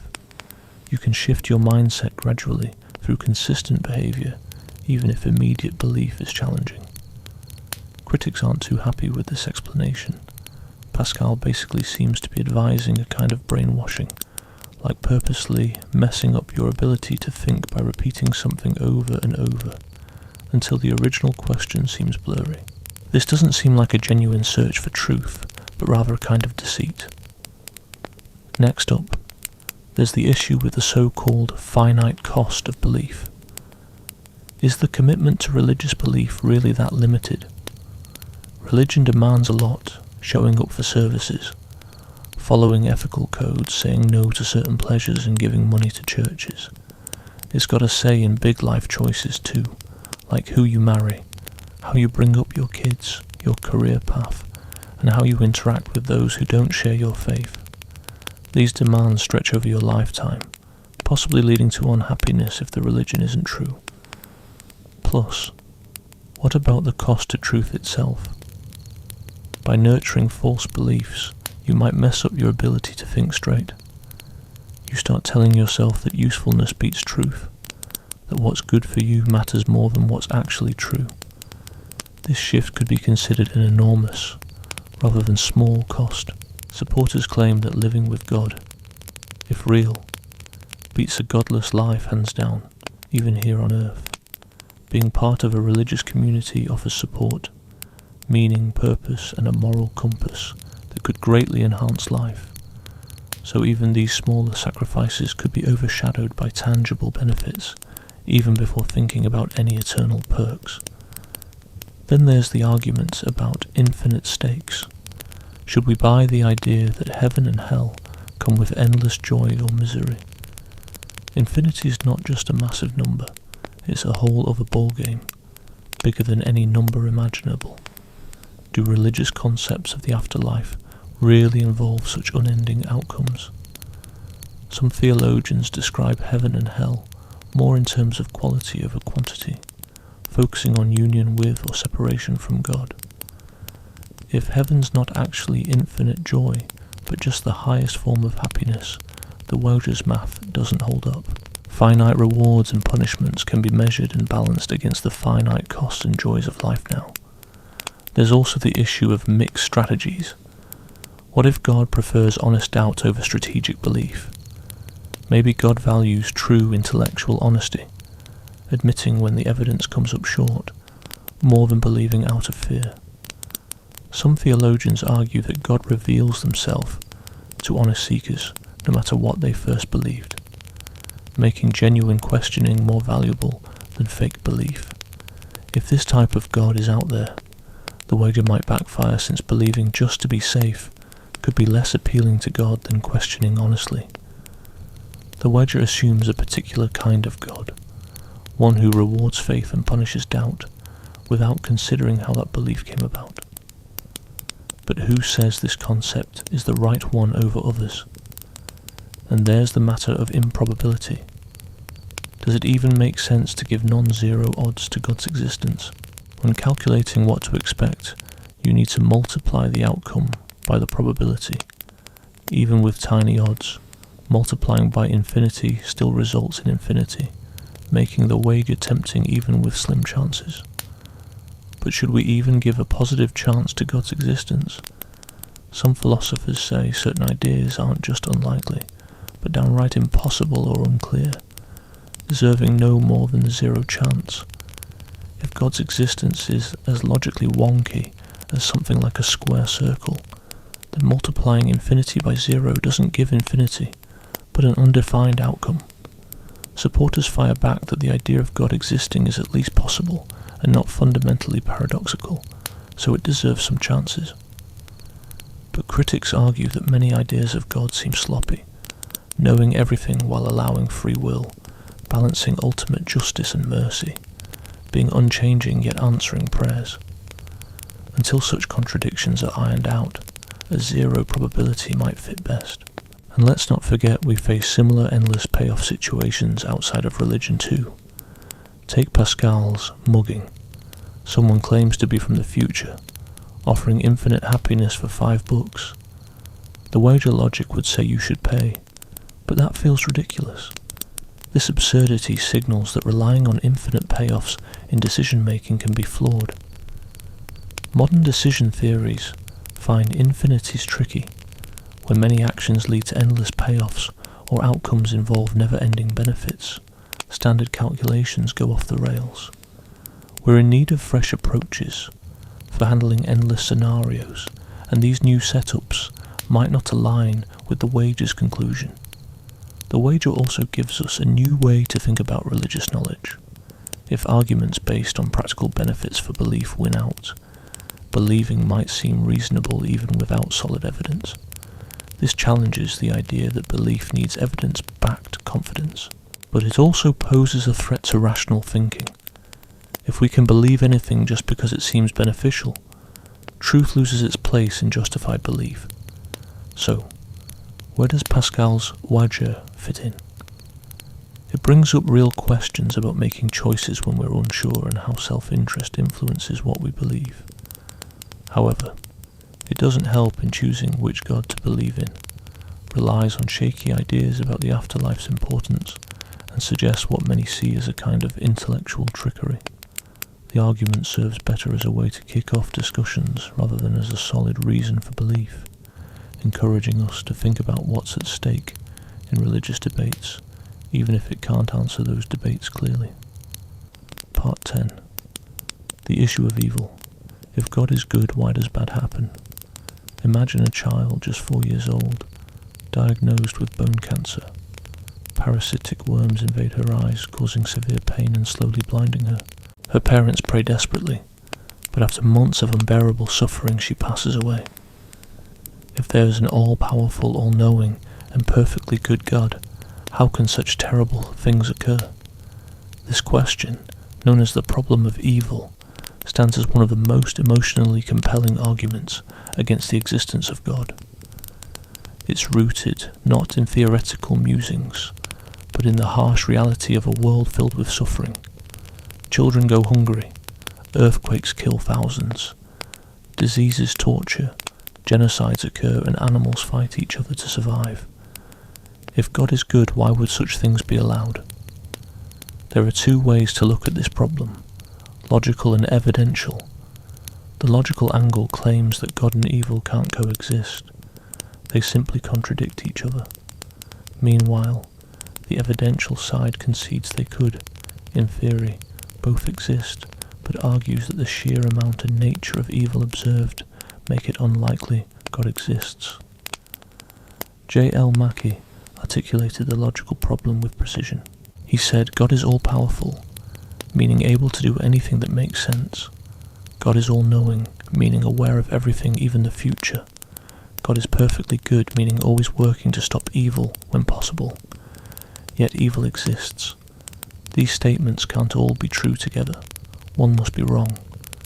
If God is all-powerful, he could stop all evil. If he is all-knowing, he would know about every evil. If he is perfectly good, he would want to prevent evil. But since evil exists, then either God can't prevent it, indicating he isn't all-powerful, doesn't know about it, indicating he isn't all-knowing, or doesn't desire to stop it, indicating he isn't perfectly good. This argument is strong, relying entirely on logic to highlight a contradiction in usual theological beliefs. If the argument is correct, it proves atheism using logic alone, without needing evidence beyond the clear reality of evil. However, today, many philosophers believe the logical problem has been addressed, not by those who don't believe in God, but by those who do. In the 1970s, Alvin Plantinga introduced the free will defense, illustrating how God's existence and the presence of evil are logically compatible. He claimed God couldn't create free creatures who always choose good, as free will implies the option to choose evil too. Automatons doing only good could be created, but they wouldn't be truly free moral beings. A world with free creatures making good choices sometimes is more valuable than one with no freedom at all. So, God was justified in creating free beings, even if they sometimes choose evil. The resulting evil is from free will, not from God's ill intent or weakness. Plantinga stated that his defense only needed to be logically possible, even if not true or probable. If any world could exist where God and evil coexist without contradiction, the logical argument falls apart. His free will defense demonstrates such a possibility, showing God and evil can coexist. Most philosophers, even those who don't believe, agree Plantinga tackled the logical problem effectively. A notable atheist philosopher, William Rowe, conceded that the logical argument wasn't successful. Yet Rowe and others maintain that the evidential problem is still potent. This issue highlights so-called gratuitous evil, suffering without any beneficial purpose. While some evils might lead to greater goods, like personal growth through adversity, much suffering appears pointless.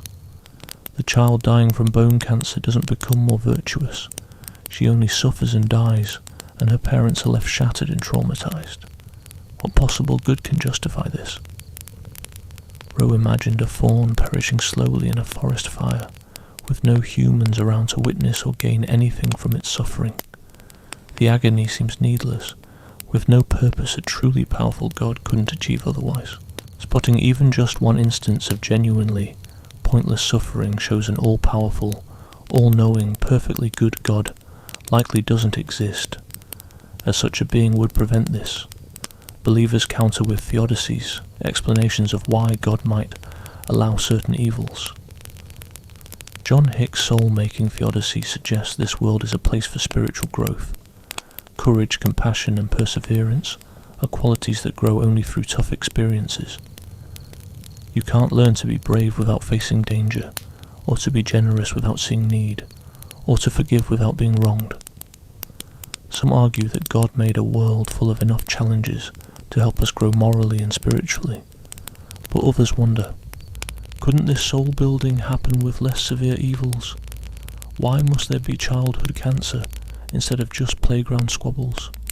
Why events like the Holocaust rather than minor personal disputes?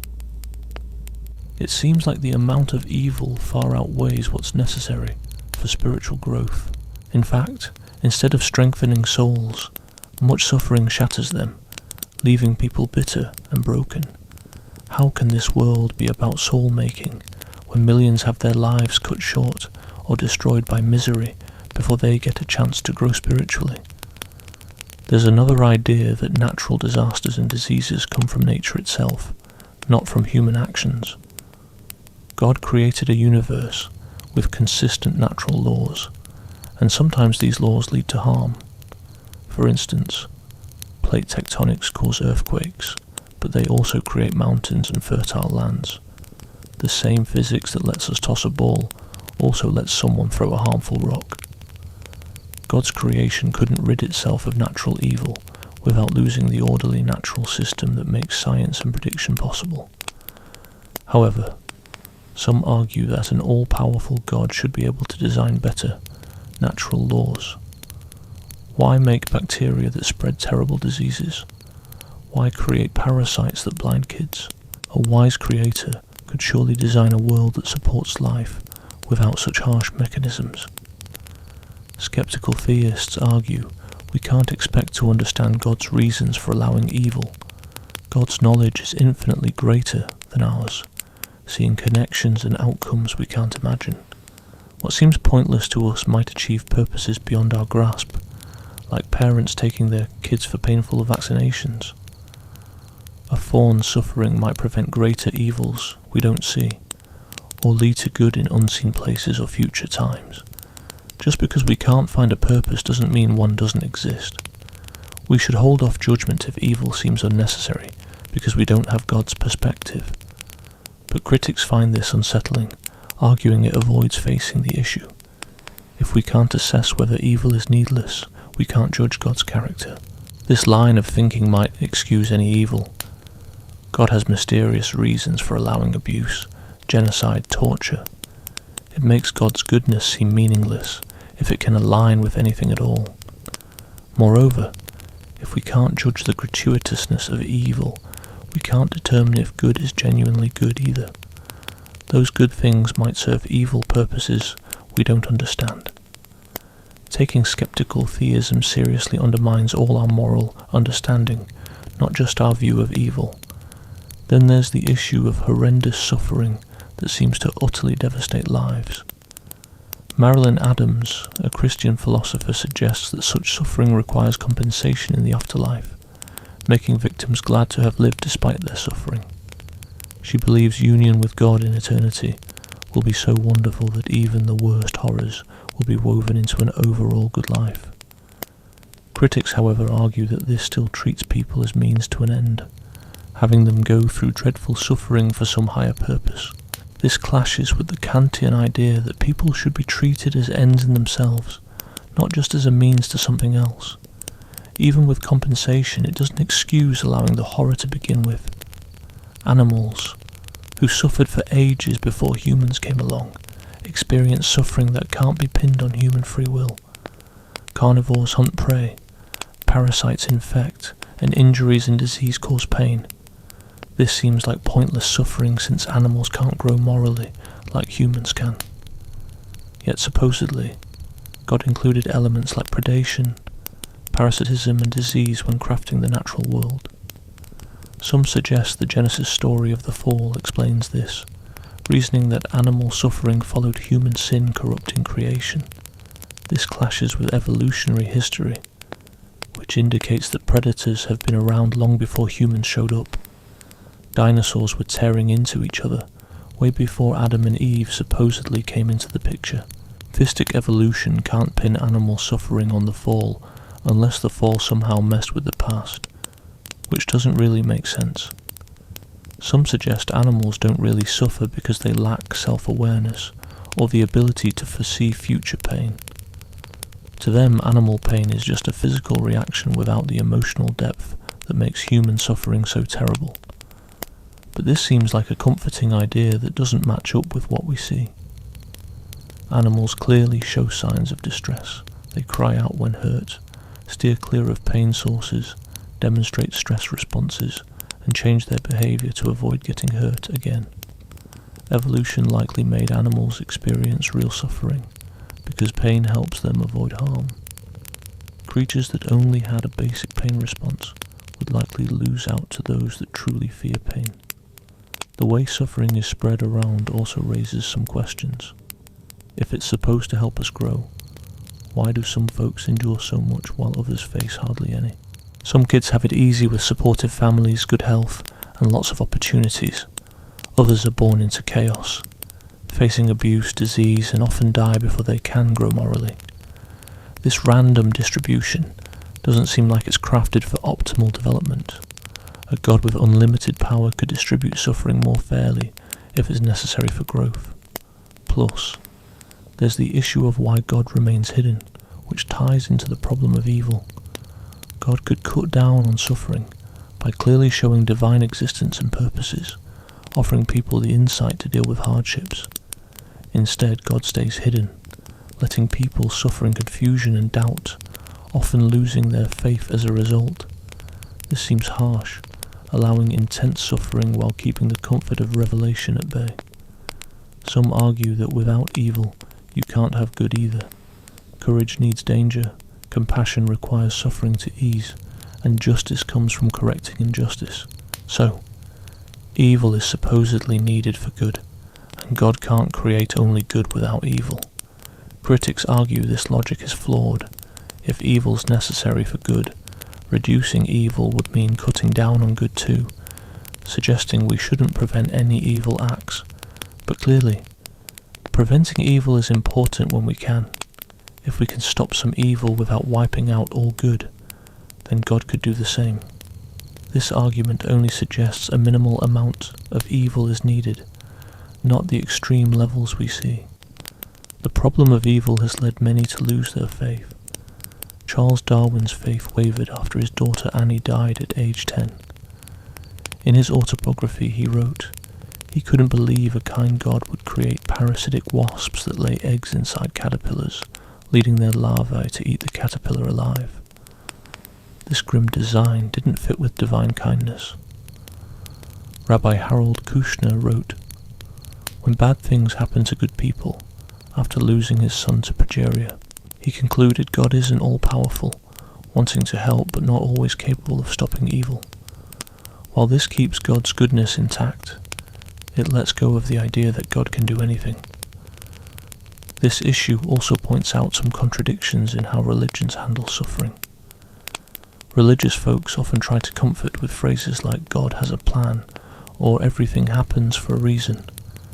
But this hints that God purposefully caused or allowed the suffering, which can make God seem responsible for evil. Alternatively, saying God is testing you or God is teaching you suggests God is okay with causing suffering to teach a lesson, which seems morally troubling. Some theologians accept the mystery, admitting they can't explain evil but keep their faith regardless. They look to biblical figures like Job, who suffered greatly without clear reasons but still trusted God. Faith, to them, means trusting without understanding everything or needing all the answers. But some folks say that believing in God, despite all the bad stuff out there, is like having wishful thinking, sticking to faith in spite of what you see. If bad things can be seen as evidence for God because they help us grow or serve some mysterious purpose, then why aren't they evidence against God when they seem pointless? It's like saying the proof is always on your side and never against it. Some thinkers have a pretty bold idea, changing the way we view God's power. God doesn't force things to happen but instead gently guides them, helping the universe grow towards good without taking the steering wheel. Instead of being distant, God feels the world's pain alongside us. The evil we see comes from the freedom and chaos of creation, not from God's direct hand. So bad things happen against God's wishes, but God doesn't stop them because that would mean forcing things, which goes against how things are naturally set up. Detractors argue that this image of God feels too powerless to earn worship and seems unable to shield the world from the terrible things. If God can't stop evil, then why even call this entity God? Classic beliefs hold that God is all-powerful, and letting go of that idea means letting go of a core part of understanding God. The bad stuff problem is still the toughest part to deal with, emotionally and mentally, for believers. There's no perfect explanation, and many people of a faith admit they can't solve it, but still believe for other reasons.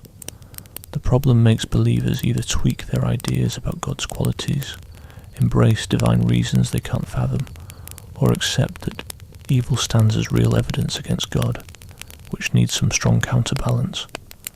For many who don't believe, the existence of bad things is reason enough to dismiss God entirely, making any arguments for God pointless because a world full of evil clashes with the concept of God these arguments try to prove. Part 11. The mystery of divine hiddenness. Why can't we find God? There's this woman who spends 30 years, night after night, kneeling by her bed hoping for some sign from God. She dives into scriptures, participates in church, seeks spiritual guidance, and truly wants to believe. Yet she doesn't feel, hear, or experience anything that seems divine. Despite her heartfelt efforts, she's still unconvinced. If God is out there and actually wants a relationship with people, why does he stay hidden from those who genuinely search for him? This is what's known as the problem of divine hiddenness, and it's different from the problem of evil. While evil questions why a kind God allows suffering, hiddenness wonders why a loving God doesn't clearly show himself to sincere seekers. If God wants belief and offers the ultimate fulfillment in a relationship with him, why make it so tough to believe? J.L. Schellenberg has crafted a detailed version of this argument. He begins with a simple idea. If a truly loving God exists, he would want a relationship with his creations. Love naturally seeks connection, understanding, and communication. A truly loving parent wouldn't hide from their kids, refusing to let them know they exist. Plus, a genuine relationship needs both parties to know and acknowledge each other. It's impossible to have a relationship with someone if they don't know you're there. So, if God wants a bond with humans, he needs to ensure they can realize he exists. Not everyone needs to believe, but those capable of connecting with God should at least have a fair chance of finding him through a sincere search. Yet we see that many reasonable, capable and honest seekers don't find compelling evidence of God's existence. These people don't shun God due to arrogance or corruption. They genuinely wish to connect with God, but can't find enough reason to believe he's there. This lack of belief among sincere seekers seems to go against what we'd expect if a perfectly loving God existed. Schellenberg concludes then that a perfectly loving God doesn't exist. Either God isn't there at all, isn't perfectly loving, or isn't looking to form personal connections with humans. This argument is powerful because it hinges on love, not just power or goodness. Christians strongly emphasize that God is love, desiring a relationship with everyone, and that Jesus came to restore humanity's connection with God. But if that's true, then divine hiddenness doesn't make sense. Why would a loving God give people the ability to connect, but then make his existence so unclear that genuine seekers can't find him? Let's consider the extent of disbelief. Throughout history, billions have lived and died without believing in the God of traditional theism. Many never heard about Christianity or Islam. Some heard but weren't convinced by the arguments, and others longed to believe but couldn't. If God loves these people and wants a relationship with them, why not make himself evident enough so that a reasonable search leads to belief? Defenders of belief have a few responses. First, they claim that God has made himself known through creation, conscience and scripture, but sin clouds human perception. They argue that people suppress the truth about God because accepting God would demand a moral change they resist. Romans chapter 1 suggests that God's invisible qualities are displayed in creation, making disbelief indefensible, but critics argue that this is like blaming an innocent person. Many non-believers are honestly searching for truth, but don't find God, not due to suppressing truth, but because the evidence just isn't enough. Blaming all disbelief on bad morals seems unfair and doesn't match what we see. Lots of atheists lead morally upright lives, while some believers do not. Moral character doesn't seem to align with belief. Secondly, defenders point to free will. They say God stays hidden to protect people's ability to choose to believe or reject him without being overwhelmed by evidence. If God were to appear visibly and perform undeniable miracles, people wouldn't really have any choice but to believe. But critics aren't convinced by this. Parents make their presence known to their kids without taking away their kids' freedom to love them or not. Just knowing someone exists isn't the same as being forced to love them. God could totally show his existence clearly and still let people choose how to react, with love, indifference, or even rebellion. The disciples, for instance, knew Jesus was alive and kicking, but they had choices. Judas betrayed, Thomas doubted, and Peter denied. Evidence of God's existence doesn't necessarily squash the freedom to choose. Plus, if God wants to keep things mysterious to preserve such freedom, why show up for some and not others? Think about Paul on the Damascus Road, Moses chatting face to face and the disciples witnessing all sorts of miracles. Why do those folks get the front row seats while people today often feel left out? It seems kind of random and unfair. Then there's the argument that life isn't just about hooking up with God, but about developing one's soul, morals, or getting tested. By keeping a bit of distance, humans can grow in virtues like faith, hope, and perseverance, which need an element of the unknown. Were God's existence too obvious, these traits might never develop. But critics argue that if the whole point of life is to build a relationship with God, making that tough just contradicts the plan. And frankly, many virtues like humility before the divine, gratitude for creation, or obedience despite full understanding could still grow without uncertainty. Some say we shouldn't expect to get why God stays hidden.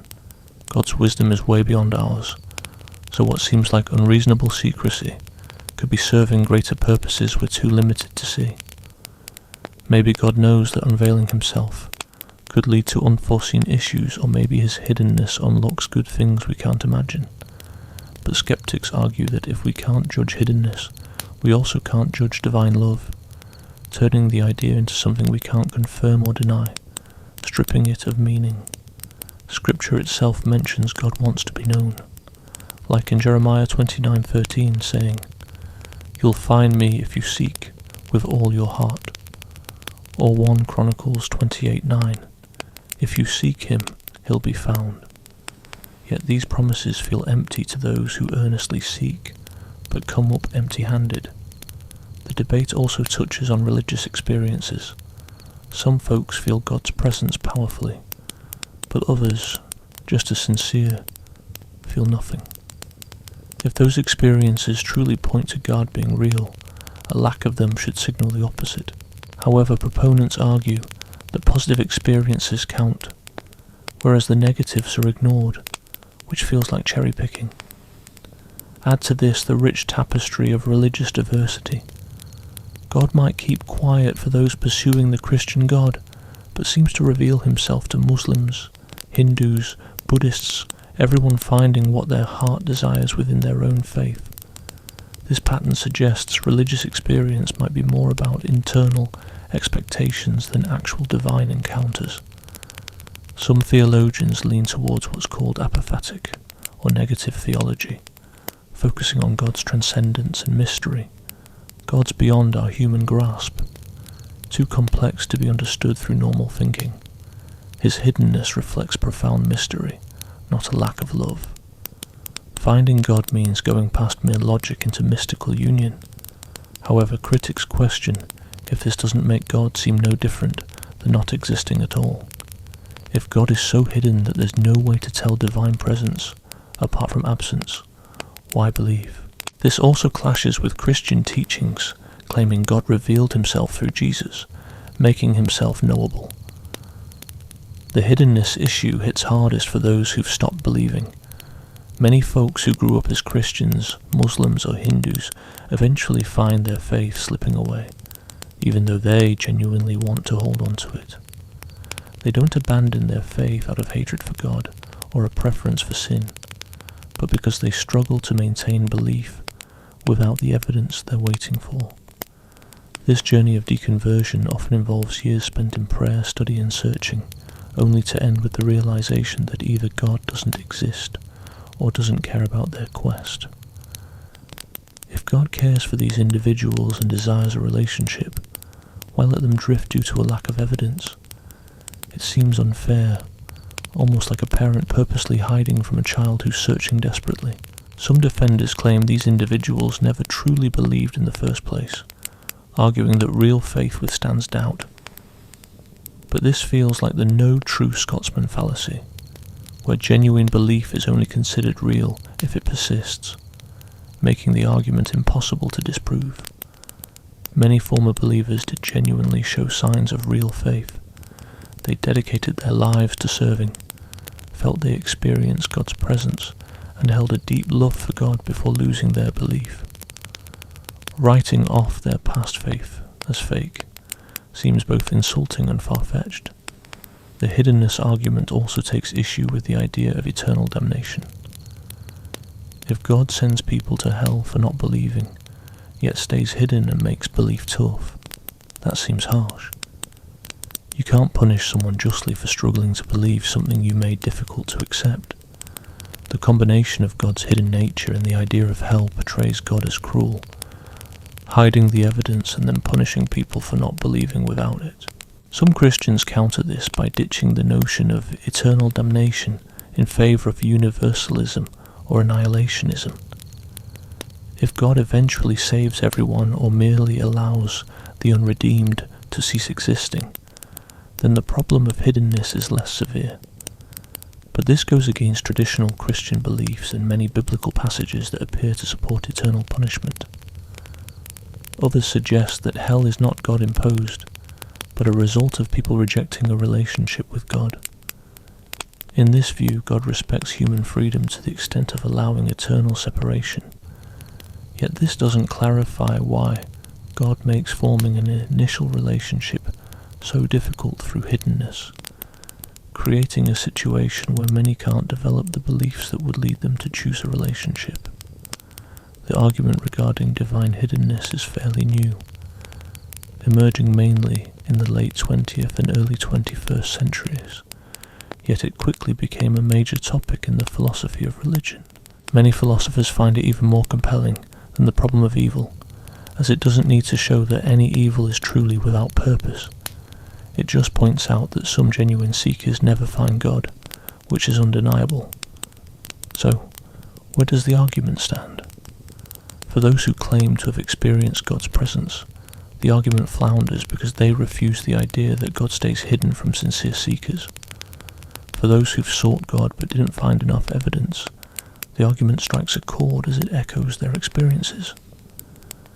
This debate pushes theists to explain why a loving God would create a scenario where forming a relationship requires belief based on weak evidence, and most explanations seem to challenge rather than protect the concept of divine love. Part 12. The argument from conflicting revelations. Too many gods on the stage. Step into the global arena of religions and hear their differing proclamations. Christianity announces that Jesus is God in human form. Salvation only comes through faith in him. And the Trinity is the core truth. Islam, on the other hand, declares Allah as the only God, sees Jesus as just a prophet, and believes Muhammad received the final divine message in the Quran. Meanwhile, Judaism dismisses the claims of both Jesus and Muhammad, holding firm that the Torah embodies God's covenant with Israel. Hinduism presents a view where many paths lead to the divine, with Brahman appearing as various deities and reincarnation, explaining human existence. Buddhism provides a path to enlightenment by letting go of desires, often leaving gods out of the picture. These belief systems clash on key issues like God's nature, how to achieve salvation, life's purpose, and what reality is made of. They can't all be right if they disagree on foundational ideas. The argument from conflicting revelations asks, if God wants people to find the truth and our relationship with him depends on that truth, why would he allow so many contradictory messages? This confusion hints that no clear divine communication is happening, suggesting religious beliefs stem from human culture, not divine truth. The argument moves from the diversity in religions to doubting religious claims. Each faith claims divine backing, yet they preach incompatible truths. Christians quote Jesus saying, "I am the way, the truth, and the life. No one comes to the Father except through me." This exclusive stance clashes with Islam's acceptance of many prophets or Hinduism's viewpoint that different paths climb the same mountain. Plus, millions of smart, good-hearted people sincerely follow non-Christian faiths. Are we to assume that a sheer accident of birthplace dictates who understands God correctly, implying those born in Saudi Arabia grasp God less than those born in Tennessee? This seems random. If God wants everyone to discover the truth, why tie it so closely to where one is born and their culture? John Hick introduced religious pluralism, partly as a solution to this issue. He suggested that all major religions respond to the same ultimate reality, but describe it differently, shaped by cultural contexts. This real, written with a capital R, is beyond any specific description, but shows up as the God of Christianity, Allah of Islam, Brahman in Hinduism, or the Dharma in Buddhism. Hick sees these religions as blindfolded folks, each touching different parts of an elephant, each grasping a piece of the truth. Pluralism might seem charitable and open-minded, yet it encounters big challenges. It ends up twisting religious traditions from their own viewpoints. Christianity asserts Jesus is the one and only God incarnate, not just one of several valid revelations. Islam claims Muhammad is the ultimate prophet, with a complete message, not just one voice among many. Pluralism says, all religions are true, but not in the way they think, which sort of cancels them all out. Moreover, it struggles with harmful religions or ideas. Should we see religions supporting human sacrifice as valid responses to the real? And what about faiths that back oppression, violence, or hate? Pluralism needs guidelines to separate genuine religions from harmful ones, but those guidelines can't be based on any specific tradition without giving it an unfair advantage. Christian exclusivism sticks to the belief that Jesus is the only route to salvation, declaring other religions false. This view takes Christianity seriously and sees religious variation as due to human mistakes and sin. But it wrestles with the concept of moral luck. A person's eternal fate largely hinges on their birthplace. A child born in India will probably grow up Hindu, one in Saudi Arabia will likely become Muslim, and one in Mississippi is likely to be Christian. If Christianity alone holds the truth, then most people throughout history face damnation, through no fault of their own, just because they never encountered Christian teachings or saw them overshadowed by cultural imperialism that seemed dishonest. Inclusivism looks for middle ground between exclusivism and pluralism. It holds that Christianity is uniquely true and salvation is through Christ, but that individuals can be saved by Christ without explicitly believing in Him. God evaluates individuals based on the sincerity of their hearts rather than doctrinal precision, responding to genuine spiritual seeking regardless of religious labels. Vatican II shifted Catholicism to acknowledge that truth and holiness are present in non-Christian religions. But this idea of inclusivism has its own challenges. If salvation is possible without knowing Christ, then what's the point of evangelization? Isn't there a risk that people might reject the gospel and face condemnation when they could have been saved as anonymous Christians? Moreover, inclusivism still upholds Christianity as uniquely true, which brings up another issue. Why would God allow so many people to follow what are considered false religions when true faith is accessible? The argument about conflicting religious teachings grows stronger when looking at specific doctrinal clashes. Christianity claims that God became human in Jesus, whereas Islam sees this belief as shirk, an unforgivable sin of associating partners with God. Clearly, one stance has to be incorrect, and this isn't a small error, it's foundational. Why would a good God permit such major confusion about His nature? Then there's the question of afterlife beliefs. Christianity and Islam both describe eternal consciousness in heaven or hell, yet Hinduism and Buddhism teach reincarnation, leading to liberation from rebirth. Judaism, on the other hand, offers a range of ideas from bodily resurrection to merely reuniting with ancestors without conscious experience. These are not just different views, but conflicting claims about what happens after we die.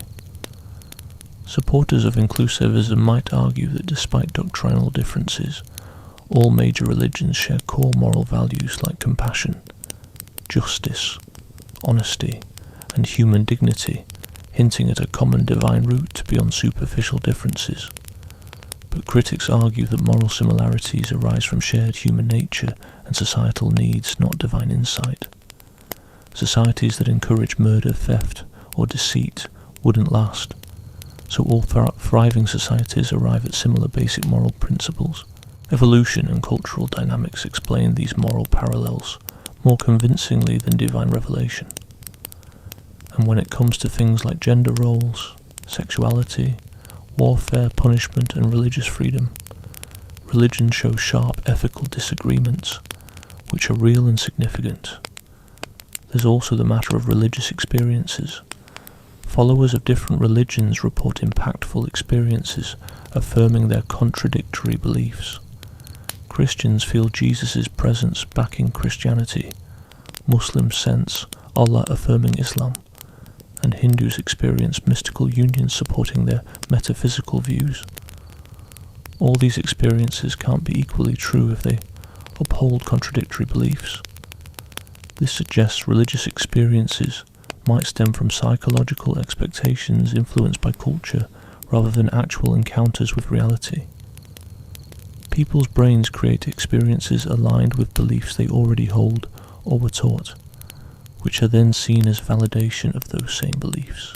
This could explain the variety of religious beliefs more effectively than assuming God reveals different truths to different cultures. Some defenders argue that apparent contradictions might be reconcilable at a deeper level. Perhaps the Trinity bridges monotheism and incarnation in ways other faiths don't grasp. Or maybe reincarnation and resurrection are both accurate in some way. But this appears to be wishful thinking. The contradictions are clear and substantial, not just surface level or definitional. Another issue is the idea of demonic deception. If the Christian God exists, what about Islam or Hinduism? Some Christians might say that non-Christian religions are the result of demonic deception, with Satan mimicking divine revelation to mislead people. But this poses further questions. Why would God give Satan such power to deceive so many? And how can Christians be sure Christianity itself isn't a form of deception? Any criteria to distinguish between true and false religions must be applied uniformly. The study of religious belief reinforces the argument, showing that faith is strongly linked to where one is born, family, religion, and social surroundings. If you're born in Iran, you are likely to become Muslim. In India, probably Hindu. In Alabama, likely Christian. This pattern suggests cultural influences shape religious beliefs more than any evidence or divine revelation. If God wanted everyone to know the truth, it seems unlikely that truth would depend so heavily on the randomness of birth logistics. Divine revelation should be open to everyone, not just stuck in certain areas or time frames. Some say God uses cultures to share truths in ways they understand. But this idea trips up when different cultures have clashing beliefs about God's nature, salvation, or how reality works. This issue of mixed messages isn't only across different religions. It happens even within the same religion. Take Christianity, for example. It's split into countless denominations with differing views on salvation, rituals, church rules, how to interpret the Bible and what's morally right. If the Holy Spirit is really leading believers toward truth, as promised, why is there so much disagreement among Christians supposedly guided by the Spirit? Both Catholics and Protestants claim authority from the Bible and Spirit, but often land on opposite sides of many doctrines. These internal disagreements cast doubt on any religious group's claim of clear divine insight. If God's message were plain, followers wouldn't be in such a mess of disagreements. This suggests that personal interpretation and cultural nuances greatly influence what people call divine revelations. So what's the takeaway here? It brings up a tough question for traditional faiths. Why would a loving God who wants us to know the truth allow such a level of religious chaos? Defenders need to either embrace pluralism, which levels all religions, stick to exclusivism, which suggests billions are misled simply because of where or when they're born, or propose a kind of inclusivism that might make particular beliefs seem unnecessary. None of these options fit neatly with traditional religious claims, posing a significant challenge to those who assert their faith holds the ultimate or primary truth. Part 13. The argument from a poor design. Why would God make such mistakes? Dive into any medical book, and you'll discover the wonders of the human body, like neurons firing in just the right way, immune cells on the hunt for invaders, and DNA copying itself almost flawlessly. But dig a little deeper and you'll encounter some puzzling quirks. A nerve looping unnecessarily around an artery, a birth canal that struggles to accommodate the size of modern infant heads, an appendix that's useless but can cause deadly infections, and testicles hanging outside the body, vulnerable to harm and temperature shifts. This argument questions why an all-knowing, powerful creator would design life with so many blunders. Unlike the problem of evil, it doesn't target suffering but highlights odd, inefficient biological traits. These aren't crucial for developing souls or enabling free will. They're just design goofs that a savvy engineer would steer clear of, while they perfectly align with evolution's patchwork process of using whatever's handy. They don't mesh with the concept of a perfect designer. Take the recurrent laryngeal nerve, for instance, responsible for controlling the larynx muscles. In mammals, it takes a bizarre detour, heading from the brain to the chest, looping around the aorta, then back to the larynx. For humans, this detour adds unnecessary inches. For giraffes, the nerve travels up and down their entire 15-foot neck, looping around the aorta, to reach a larynx mere inches from its starting point. This absurd journey stems from fish anatomy, where the nerve had a direct path, and as fish evolved into land creatures, the nerve stretched out with no option to reroute efficiently. Evolution can only tweak existing designs, not overhaul them. A smart designer would never map out a route like this, full of wasted materials and increased damage risks. But for evolution, it's a legacy from the past that somehow works. Then there's the human eye, often cited by William Paley as the ultimate design success. But our retinas are upside down, forcing light through layers of nerves and blood vessels before hitting photoreceptors. This setup reduces clarity and causes a blind spot where the optic nerve exits each eye. Contrast this with octopuses, whose eyes are wired the right way. Photoreceptors face the light directly, and nerves are tucked behind. Why would a divine creator give humans eyes less efficient than those of octopuses? Evolution gives us the answer. Vertebrate and cephalopod eyes took separate evolutionary routes and can't easily be re-engineered once functioning. Another fine example is the human spine, originally crafted for horizontal support in four-legged animals. As we adopted vertical postures, this horizontal bridge turned into a column, shouldering weight from above. Thus, many humans eventually suffer from back pain, slipped discs and nerve problems, issues that wouldn't plague a spine designed for vertical load bearing from scratch. Human childbirth presents its own drama. The birth canal snakes through the pelvis, a tricky path that once narrowed to aid upright walking, and with human brains getting bigger, larger baby heads became the norm, squeezing through ever smaller openings. This combination made childbirth particularly painful and perilous, often leading to maternal or infant deaths before modern healthcare emerged. An intelligent creator could easily sidestep these risks, but evolution leaves us with a makeshift truce between walking upright and birthing big-brained babies. Male anatomy isn't exempt either. The vas deferens winds over the ureter and around the bladder before meeting the urethra, creating vulnerable spots and complicating matters further with the swelling prostate gland blocking urination. The testes drop down outside the body, making them more vulnerable to injury and temperature issues, yet they still need cooler temperatures than the body's core for sperm production. An engineer could create a system to keep everything at the right temperature internally without risking delicate organs, but evolution had to tweak existing fish anatomy, where gonads were inside the body, step by step according to what would work at each stage. And the list goes on. Wisdom teeth that don't fit because our jaws have shrunk faster than our teeth have evolved by hand, forcing some to get them removed. We've got a throat that uses the same path for breathing and eating, leaving us at risk of choking. Unlike most mammals, we can't make vitamin C as our ancestors got enough from fruit, and the genes to make it just withered away without any evolutionary pressure to keep them. There's also the tailbone, practically useless yet painful if broken.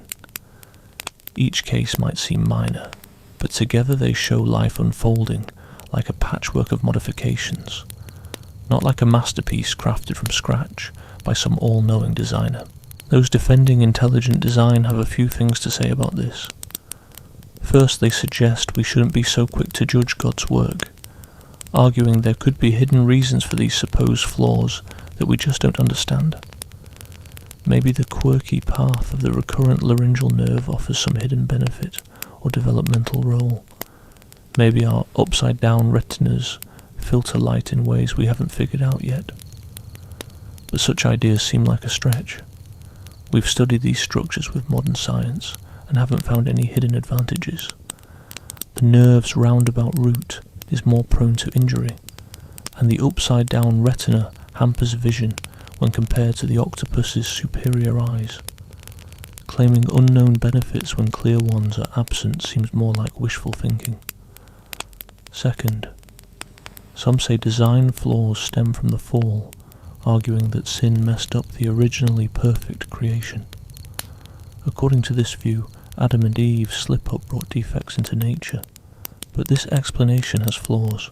The design issues we're talking about are basic structural features, not decay from a better state. The recurrent laryngeal nerve has always been twisted in its route through evolutionary history, never a straight path in any mammal. Plus, many of these traits existed way before humans came onto the scene, so they can't be blamed on human sin. Lastly, this idea paints a picture of God as not all that effective.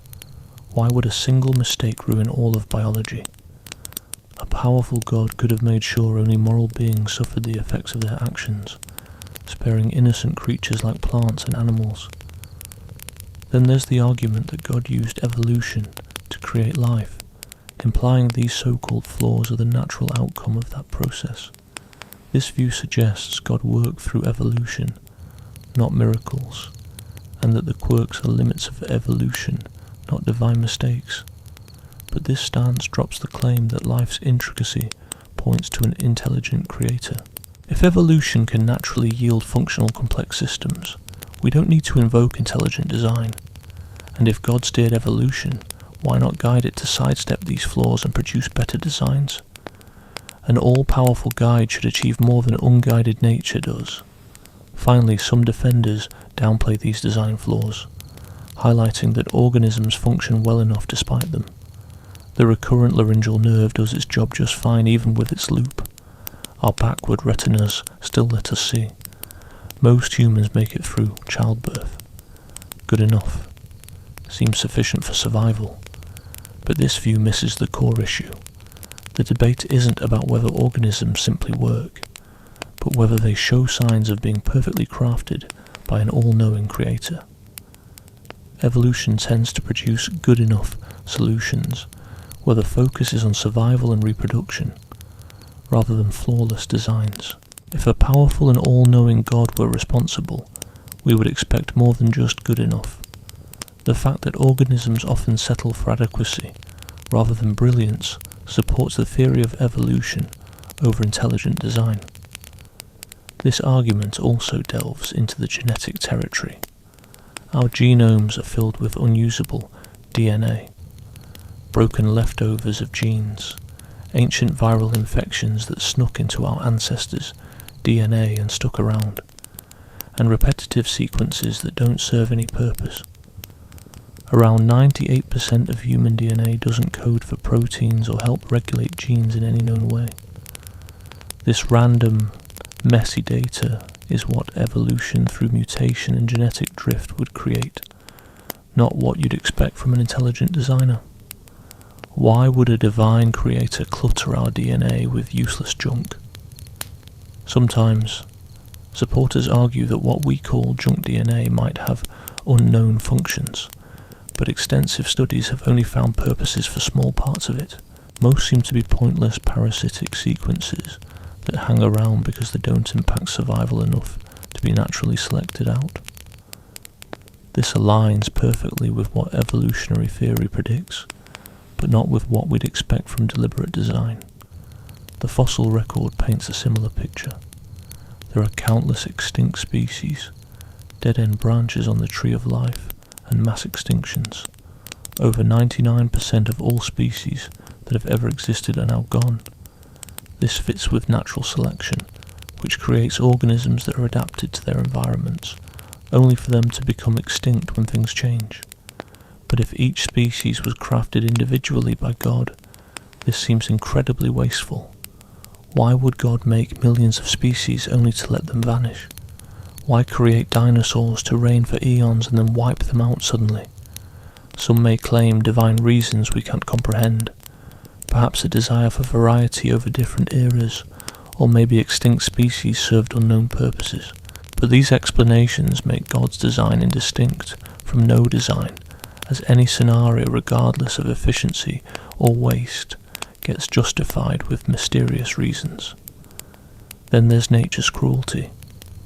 Parasites that blind their hosts, wasps that lay eggs inside caterpillars, and diseases causing immense suffering. These aren't inefficient designs, but rather show a natural world that seems indifferent or cruel, not crafted by a benevolent deity. This ties into the broader problem of evil, but the design argument adds another layer. These cruel mechanisms aren't byproducts of laws we must accept for free will, but deliberate designs a creator chose. Why would God make wasps with such brutal, reproductive methods? Even Darwin pointed to such creatures as evidence against kind design, reasoning that a loving God wouldn't create beings needing cruelty to survive. If they evolved without divine intervention, their existence makes sense. They last because they work, no matter how harsh they seem. But if God crafted them, it raises questions about God being either not all-powerful to make kinder systems, not all-seeing to notice the cruelty, or not wholly good to care. This argument doesn't disprove God, but it seriously challenges the notion of biological design being evidence of a creator. If life exhibited perfect design, that might suggest an intelligent designer. But what we see aligns more with evolution's marking of adequate but imperfect designs, not with the perfection an all-knowing engineer would presumably produce. The evidence strongly favours naturalistic evolution over intelligent design. So where does this leave us? It effectively debunks claims that biological complexity proves intelligent design, by highlighting that life often exhibits poor design that doesn't match with the idea of an all-knowing creator. Defenders are stuck choosing between a few tough options. Either admit that God isn't all-knowing or all-powerful, accept that God put flaws in intentionally for reasons we can't understand, or just drop the idea of intelligent design altogether. Most biologists and philosophers think evolution makes more sense and fits the evidence better than any form of intelligent design. Part 14. The logical puzzles around God's existence. Some arguments against God's existence don't rely on evidence from the world, but focus on contradictions within the idea of God itself. They suggest the usual qualities assigned to God, such as being all-powerful, all-knowing, completely good, unchanging and eternal, don't logically add up, either on their own or together. If these ideas clash with each other, then God's existence is impossible, regardless of any real-world evidence. It's like arguing that square circles can't exist. You can't find one because the very idea doesn't work. The all-powerful paradox is the most well-known. Can God make a rock so heavy that even he can't lift it? If yes, then he can't lift it, meaning he's not all-powerful. If no, he can't make it, so again not all-powerful. It seems like no matter what, being all-powerful is just not possible. While some might see this as just a tricky play on words, it actually highlights a real conceptual issue. What does being all-powerful mean? If it means being able to do absolutely anything, even things that don't make sense, then God could make square circles or make 2 + 2 = 5. But if that's the case, the logic falls apart, and we can't make sense of anything about God. If it means the power to do anything that makes sense logically, then God can't create rocks he can't lift, just like he can't make square circles. So the paradox disappears. Asking God to do such things is like asking him to make square circles, impossible from the start. However, this brings up other questions. What actually counts as logically possible? Some philosophers think terms like married bachelor or square circle are obvious nonsense, but other situations aren't so clear-cut. Is time travel possible, logically? What about changing the past? Can God break math rules? The answers change how we see what being all-powerful means. Also, being all-powerful runs into issues with never changing. The idea that God doesn't change. If God doesn't change, how does he go from not creating the universe to creating it? From not knowing what time it is to knowing? From anger to being pleased? If God doesn't change, how can he act in time, hear prayers, or engage with the world? Acting means moving from potential to reality, from planning to doing. Philosophers like Aquinas tackle this by saying God is outside of time completely. God exists in an eternal now, seeing all time at once without any sequence. To God, there's no before and after, no change from potential to actual. God's creation and act is timeless and consistent, even though it seems to have a beginning from our point of view within time. But this brings up more issues. If God is timeless, how can he have thoughts or plans that come before his actions? How can God answer prayers when that process suggests a sequence? First hearing a prayer, then responding. Religious texts describe God as talking, acting, getting angry, changing his mind, remembering and forgetting, all of which seem to need a sequence of time. Plus, combining being all-knowing with never changing and having free will causes problems. If God eternally knows everything that will happen, including his own future actions, is he capable of doing something different?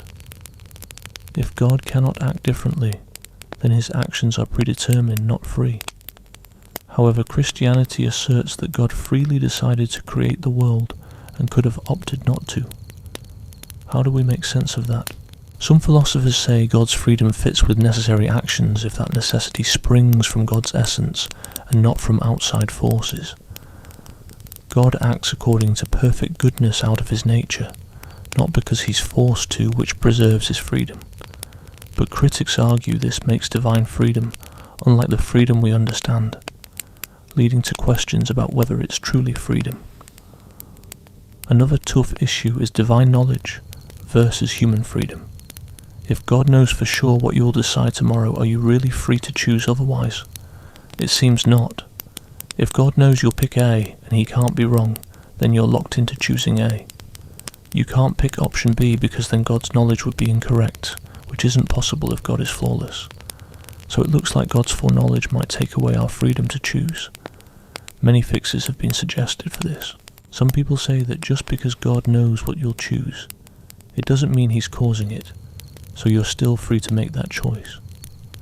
Knowing something will happen is different from making it happen. For instance, you know the sun rose this morning, but you didn't make it happen. Just like God knows your future choices but doesn't cause them. Critics, however, argue that it's about logic, not causation. If God knows X will occur, then X must occur.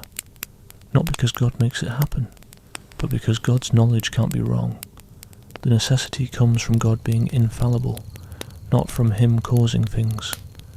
Open theists suggest that God doesn't know future, free choice, because they don't exist yet to be known.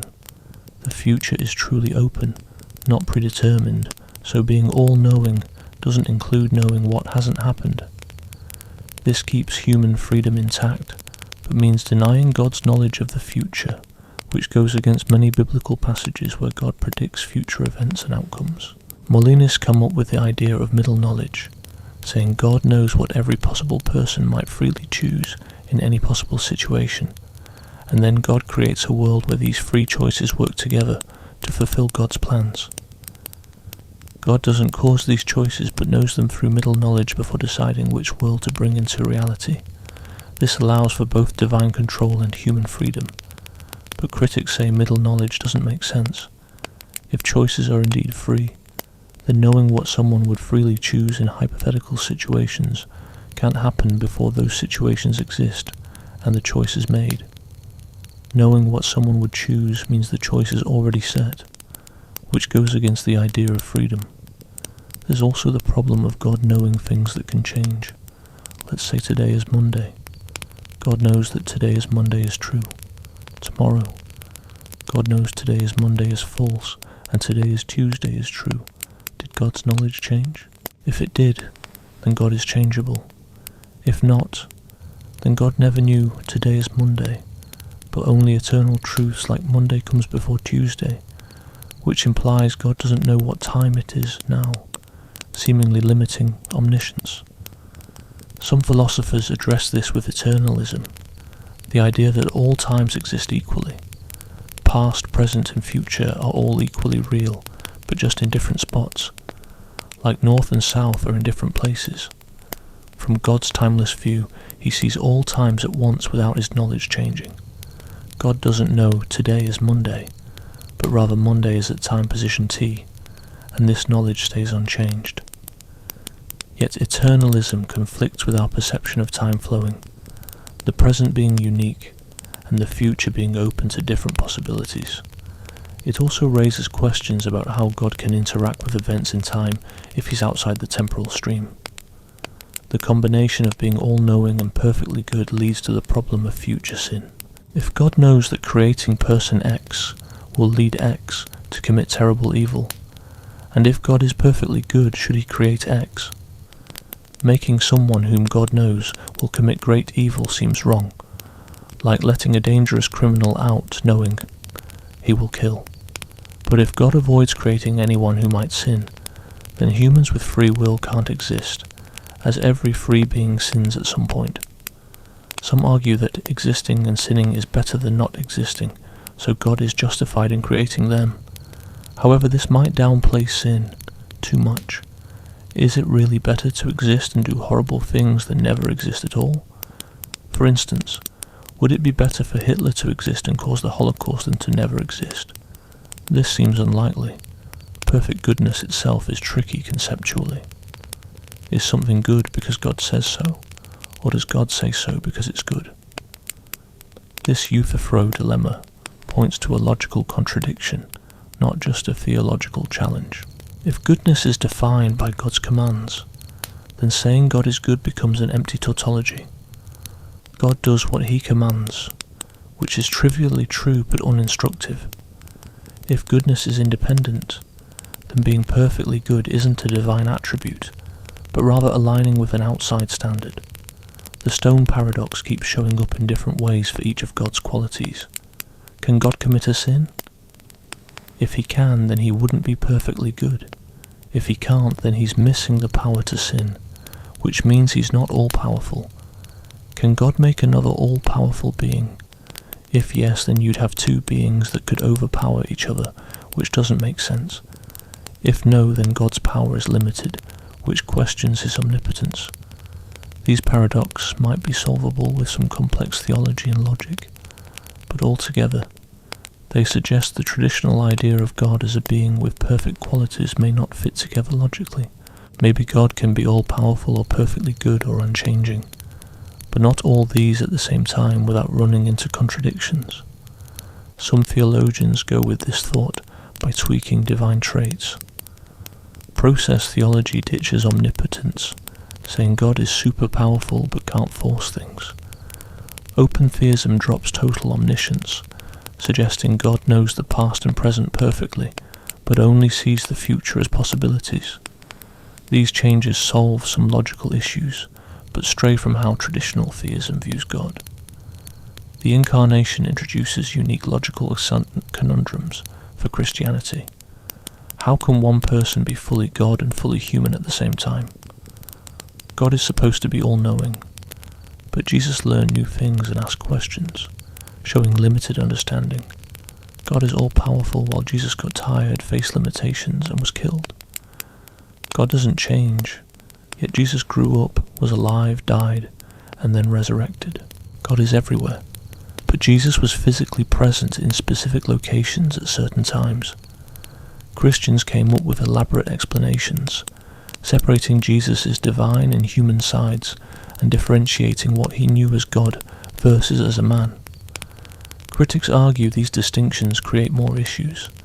If Jesus' divine side knows everything but his human side doesn't, does he have two minds? If his divine side is all-powerful but his human body is weak, are there two separate wills that might conflict? The incarnation might be a logical impossibility, dressed up in unclear terms about natures and persons. The Trinity poses similar challenges. God is three persons, but a single being, one substance, one essence. How does that work? Three persons are three separate beings with their own consciousness, understanding, and will. So if they are one being, how are they three persons?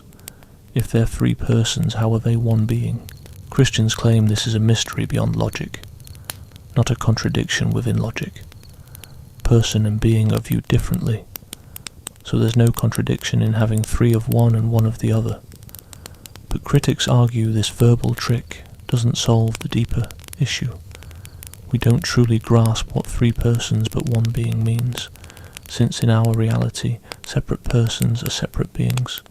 So where do these logical debates stand? They highlight true conceptual puzzles in traditional theology that aren't easily fixed. Defenders have come up with smart responses to each paradox, but often these create new problems or mean giving up standard logic. Critics think the pile-up of logical issues shows the concept of God isn't coherent, while defenders say God's nature means we should expect some mysteries beyond our logic. The debate comes down to whether seemingly contradictory ideas should be seen as mysterious truths or as logical impossibilities. Part 15. Faith and Reason. Can you believe without evidence? A woman sits in church listening to the sermon. The preacher says, "Faith isn't about having evidence or proof. It's about trusting God even when things are uncertain." The woman feels conflicted. Her background in science stresses the importance of evidence and logic, yet her religious upbringing highlights faith that goes beyond logic. Can faith and reason live side by side? Is it ever reasonable to believe without enough evidence, or does faith demand abandoning intellectual honesty? This question strikes the core of religious epistemology, which delves into religious knowledge and justifiable belief. Philosophers and theologians have debated this for ages. Some argue that faith and reason can get along, while others claim they're fundamentally at odds. Tertullian, an early Christian writer, famously questioned, "What has Athens to do with Jerusalem?" suggesting that Greek philosophy and Christian faith clash. He once said, "I believe because it is absurd," implying that faith operates on a different level than reason. According to this perspective, attempting to prove God through logic misses the mark. Faith is about trust and relationships, not logical proof. Søren Kierkegaard expanded this idea into a full philosophy in the 1800s. He believed true faith demands a leap beyond logic, embracing paradoxes and uncertainty. The incarnation of Christ is objectively uncertain and even ridiculous from a rational viewpoint. How can an eternal, infinite God become a time-bound, finite human? But faith accepts this absurdity enthusiastically, discovering truth in paradoxes beyond reason's grasp. Kierkegaard made a distinction between objective truth, which can be found through logic and evidence, and subjective truth, which is a personal acceptance of belief. Christianity, he argued, isn't primarily about facts, but about personal transformation. Becoming a Christian means living passionately committed to Christ, despite uncertainty. Waiting for concrete proof before believing means you never reach genuine faith, because faith involves risk and wholehearted commitment without surety. This perspective speaks to many believers. It shields faith from skeptical attacks. If faith doesn't rely on evidence, then the absence of evidence can't disprove it. It also reflects something crucial about religious experience. Connecting with God is different from solving math problems, more like trusting a friend than accepting a theorem. However, critics see big issues. First, this viewpoint seems to leave belief some kind of arbitrary choice. If faith doesn't need evidence, why choose Christianity over Islam, Hinduism, or some fictional religion?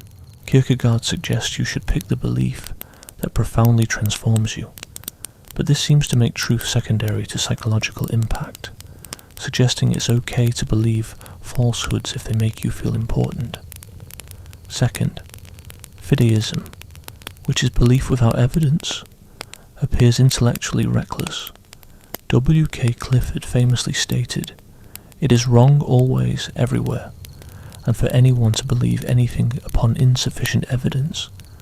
He used the example of a ship owner who sends a vessel to sea despite doubts about its condition, convincing himself all is well through wishful thinking. If the ship sinks and passengers die, the owner is morally accountable, even if the ship turned out to be safe, because he believed without enough evidence. Religious beliefs influence major life decisions: whom to marry, how to raise kids, what moral guidelines to follow, what to teach in schools, how to vote on social issues. If these beliefs lack evidence, believers act both intellectually and morally irresponsibly, believing what they want rather than what the evidence supports. In response, William James, in his essay The Will to Believe, argued, "There are times when we face real choices where evidence can't decide, and not choosing is a choice in itself.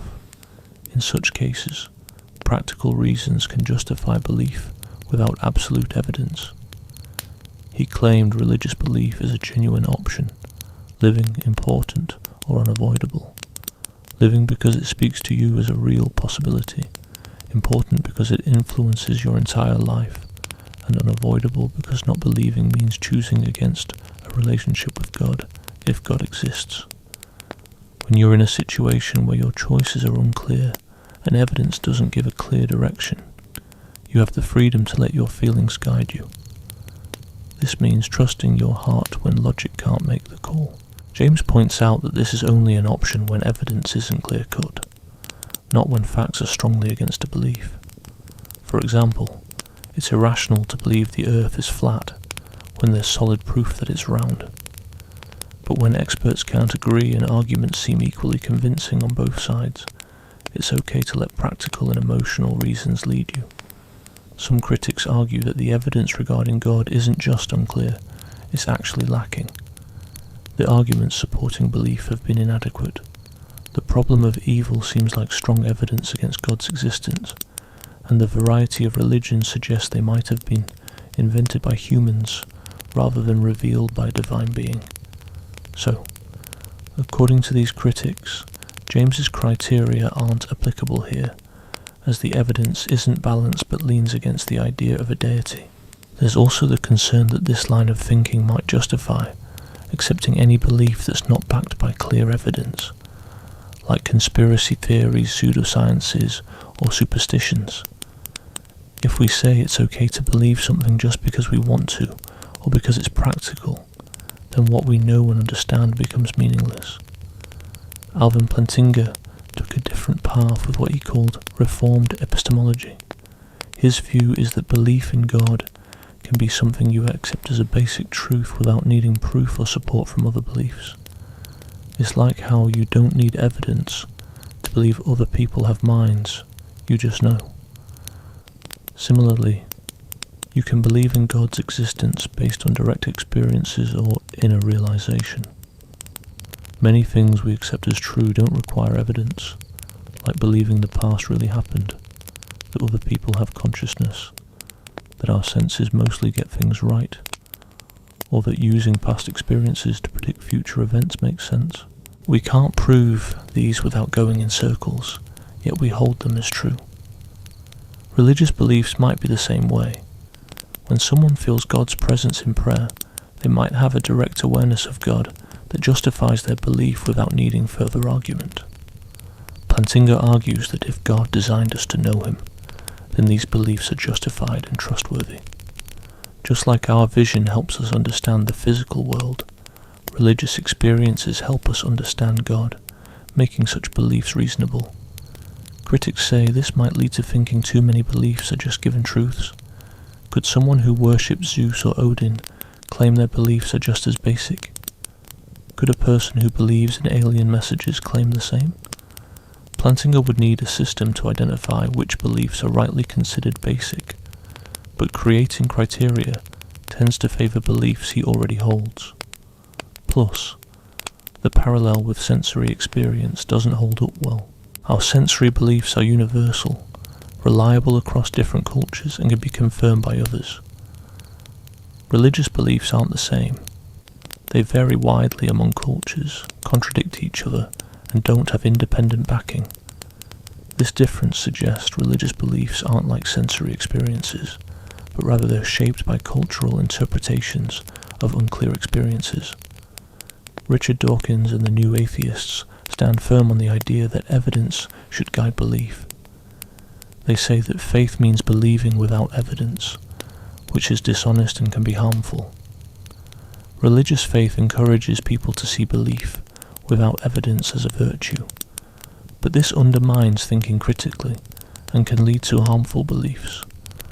Science pushes for evidence, questions authority, and changes views when the evidence requires it.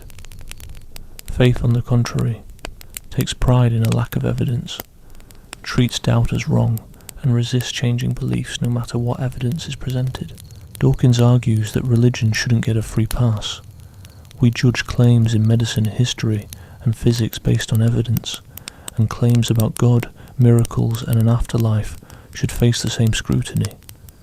If there's not enough evidence, the logical thing is to withhold belief rather than cling to faith despite the lack. But supporters of faith argue that relying solely on science for knowledge isn't reasonable. The notion that only scientific statements are true isn't a scientific statement itself, so it contradicts itself. Not all truths are scientific. Math, logic, ethics, and aesthetics encompass many important truths too. Why should religious truths need the same kind of evidence as scientific ones when they're fundamentally different?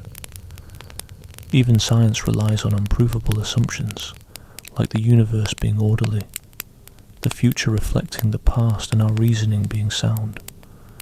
Science relies on faith in reason, the consistency of nature, and the validity of induction. So the line between faith-based religion and evidence-based science isn't as clear-cut as critics often think. The debate also revolves around how we define faith. Critics typically view it as belief without evidence, labelling it as irrational, but supporters describe faith as a trust or commitment based on evidence that doesn't equate to proof, portraying it as reasonable. Much hinges on which definition we adopt. Hebrews chapter 11 verse 1 explains faith as confidence in what we hope for and assurance about what we do not see, implying faith involves trust beyond current evidence, but not against it. Faith is a trusting response to God's promises or a willingness to continue despite uncertainties differs from blind belief. The connection between faith and reason also varies among religions. Islam highlights that the Quran's revelation is backed by evidence. Its eloquent Arabic, the challenge of replicating it, fulfilled prophecies and scientific insights ahead of their time. Many Muslim scholars argue that belief should stem from rational evidence rather than blind faith. Judaism values debate and doubt as parts of genuine faith, evidenced by the name Israel, meaning struggles with God, indicating that questioning is integral to Jewish spirituality. Buddhism often stresses personal experience over blind faith. It's said that Buddha advised not to accept anything just because it's tradition or widely believed, but to test it personally. This makes Buddhism more experiential, urging practitioners to validate teachings through meditation and experience, rather than accepting them on authority. So, where does that leave the connection between faith and reason? The conversation persists because it touches on fundamental questions about knowledge, justification, and rationality without clear answers. Some believers see faith beyond reason as genuine religious devotion. Others argue faith must be backed by evidence and reason to be intellectually acceptable. Still, some aim for a balance where faith and reason complement each other, without either taking over. Religious knowledge remains a debated topic with no consensus, and both believers and skeptics can present strong arguments for their views. Part 16. Who needs to prove what? Understanding burden of proof and standards of evidence. Imagine two people discussing the existence of God. The believer says, "Show me proof that God doesn't exist," while the non-believer counters, "Show me proof that God does exist." Both want the other to prove their point.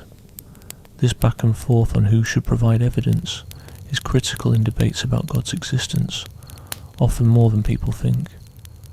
The idea of burden of proof is key in both knowledge and law contexts. Normally, the person making a claim has to back it up. In legal situations, it's up to the prosecution to show guilt. The defense doesn't have to prove innocence. In science, it's similar. Introducing a new theory requires evidence, but skeptics don't have to debunk it. Until there's convincing evidence, skepticism or neutrality is the norm. So when it comes to God, this concept suggests believers need to provide proof. They claim a God exists with certain traits, while atheists argue that there's not enough evidence to support that claim.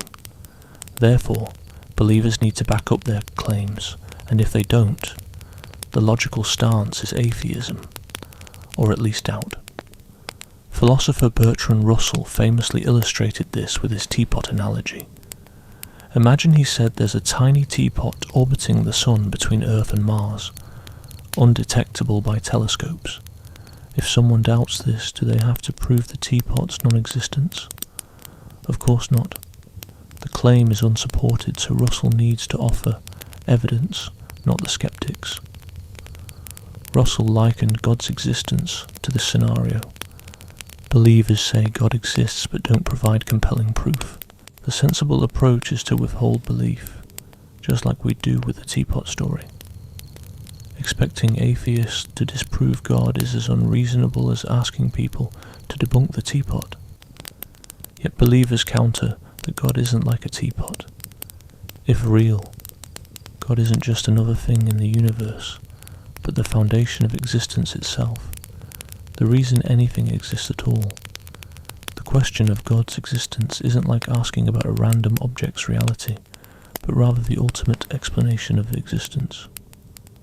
Here, doubt isn't the standard starting point, since each stance, belief in God, disbelief and uncertainty, makes significant claims about reality's nature.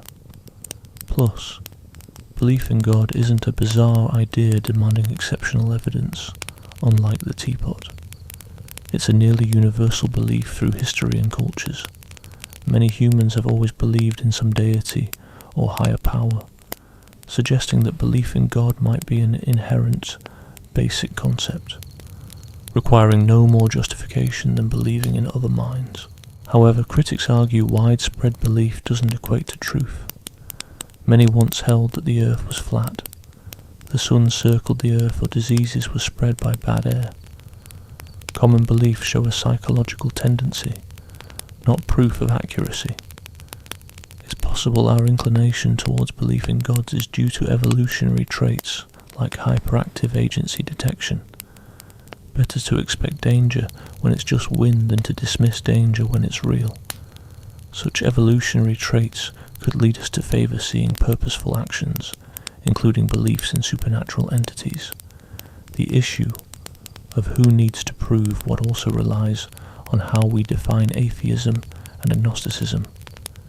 If atheism is believing no God exists, then atheists should provide evidence for their claim. Yet many atheists say their stance just means they lack belief in God, without asserting God doesn't exist. This definition of atheism sidesteps the burden of proof. It's not a claim needing evidence, but a neutral position until solid evidence is presented. Some believers think this is just playing with words. In everyday speech, an atheist is seen as someone who believes there's no God. not just someone without belief. Babies or rocks don't have belief in God, yet they aren't atheists. This definition seems like an attempt to avoid defending atheism philosophically, while claiming a neutral stance rhetorically. Agnosticism presents another angle, suggesting we either can't know or don't currently know if God exists. Thomas Huxley came up with the term agnostic to explain his stance on God's existence, staying neutral until solid evidence points one way or the other. Agnosticism appears to dodge the burden of proof by not making any firm claims. Still, critics find it shaky. When it comes to real-life choices like praying, going to church, or basing morals on divine rules, you need to decide one way or the other. Not going to church suggests you don't think God requires it, and not praying implies you don't believe in prayer's effectiveness. So, agnostics inevitably live as if either belief or disbelief in God is true, revealing their underlying beliefs despite claiming they're undecided. The level of proof required also plays a big role. Some believers argue that God's existence is more likely than not, or that belief in God provides a better explanation for life than atheism, so believing is reasonable. Meanwhile, atheists might argue that 51% isn't enough to justify belief. We should match our confidence to the strength of the evidence, and God's existence does not seem certain enough to shape our lives around it. Different situations call for different proof standards. In criminal courts, proving beyond a reasonable doubt requires about 95% certainty. For civil cases, it's just a 51% preponderance of the evidence. Science often demands a 5 sigma significance, or 99.9997% confidence before declaring discoveries. So, what standard applies to God's existence? Some say practical concerns matter. Given the risks, like hell existing and belief affecting your fate, even a small chance of God might justify belief. This echoes Pascal's wager, which suggests it's wise to bet on belief for the possible benefits. Critics, however, argue this treats truth as a mere means to an end, rather than valuing it for its own sake, and it could justify believing nearly anything if enough is at stake. There's also the issue of cumulative evidence. While singular arguments for God might be weak, they could join forces to make theism seem likely overall. Richard Swinburne uses Bayesian reasoning to say cosmological, teleological, moral, and other arguments together boost God's probability, despite no single argument being conclusive. Each argument slowly raises the odds in favour of belief, yet skeptics counter that many weak arguments don't necessarily become strong when combined. They just pull their flaws. Plus, evidence against God, like evil and his hiddenness, must also be considered. Even if some evidence leans towards theism, opposing evidence might tip the scale, making God's existence less likely in the end. The burden of proof shifts when discussing specific versus generic forms of theism. It's easier to argue for some broad, undefined, supreme reality than to prove the existence of a specific deity, like the God of Christianity or Islam, with all the detailed traits those religions assign. Yet knowing a generic divine presence doesn't offer much direction in life. It doesn't tell you what to believe about salvation, what practices to observe, or how to live your life. Religions make specific assertions that demand specific proof, and vague theism doesn't back up specific religious claims. This also brings up whether lack of evidence is evidence of absence. If God existed and wanted to connect with humans, we would expect clear indications of God's presence, which we don't see. Thus, some say this counts as evidence against God's existence. Believers counter that this assumes we know what evidence God would offer, but divine motives aren't something we can predict. Maybe there's a good reason for God's subtlety. Critics argue, however, that this only works if theists give up assertions about God's love or wish for connection. You can't say God wants belief and justify the lack of evidence by claiming God prefers to be hidden.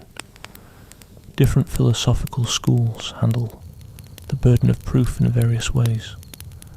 Analytic philosophy is all about clear-cut arguments, precise definitions and solid logic, with the burden of proof taking centre stage.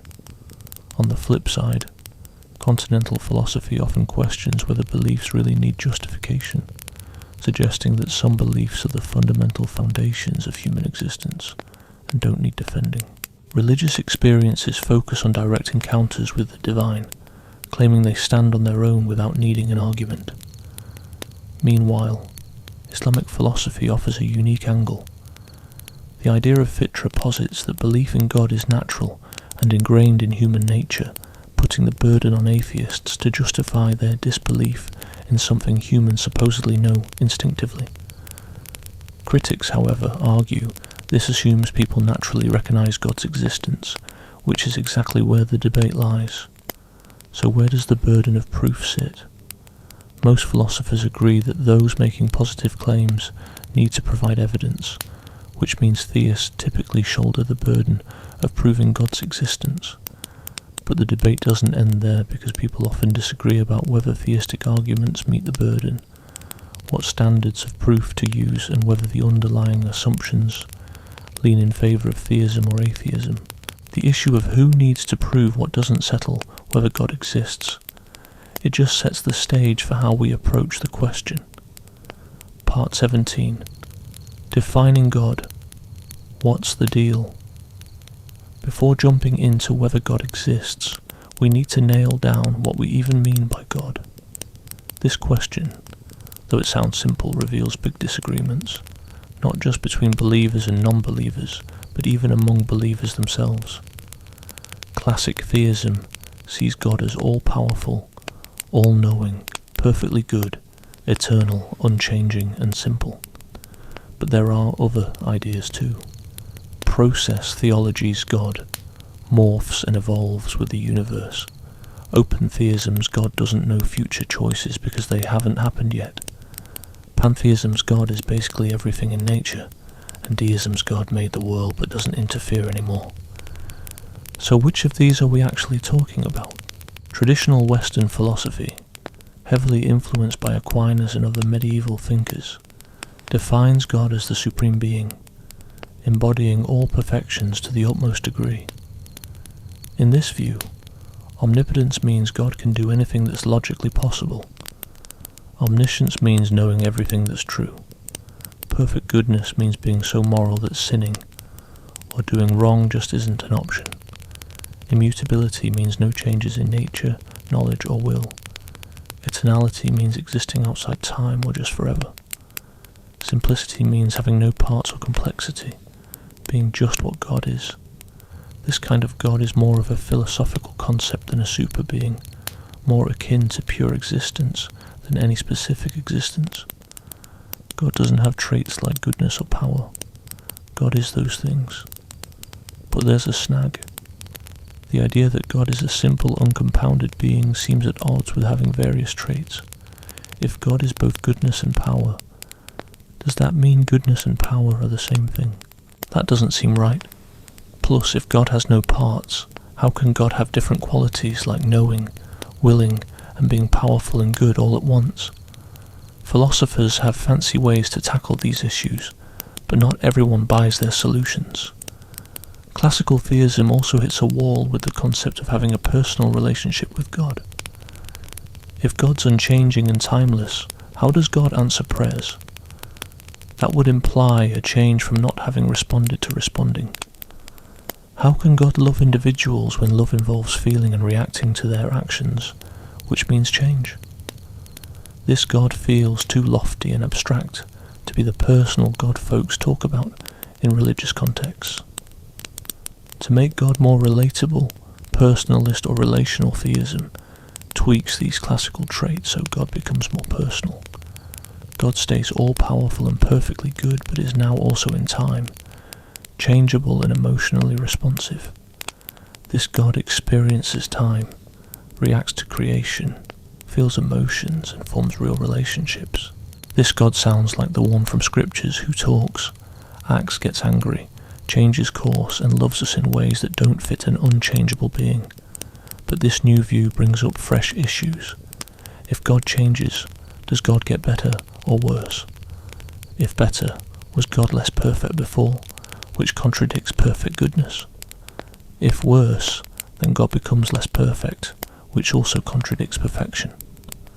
If the change doesn't improve or worsen God, what kind of change is it that doesn't impact God's perfection?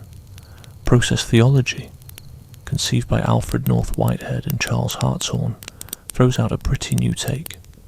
God has a dual nature. One is eternal and unchanging, and the other changes and evolves with creation. Instead of controlling everything, God guides creation toward beauty and value without deciding every little thing. God feels everything that happens, suffers with creation and grows from our experiences. This God is super connected to the universe, genuinely touched by every event, developing alongside it. But traditional believers argue this makes God too limited, unable to stop evil, unable to ensure salvation, unable to answer prayers in ways that break natural laws. This seems more like a super powerful being in the universe, rather than the grand creator of classic theism. Open theism is mostly on board with classic traits, but skips exhaustive foreknowledge. God knows everything that's true but can't know future free choices since they're not there yet to be known. The future is open and undetermined, so omniscience doesn't cover knowing things that simply aren't yet. This keeps both divine insight and human freedom intact without any contradiction. Critics say open theism limits God's power and clashes with biblical prophecy where God foresees specific future events involving free will. Supporters counter that biblical prophecies often foretell God's own actions or general trends, rather than specific free choices, and that divine power doesn't have to mean controlling everything. Pantheism equates God with the universe. God is what nature is, and nature is what God is.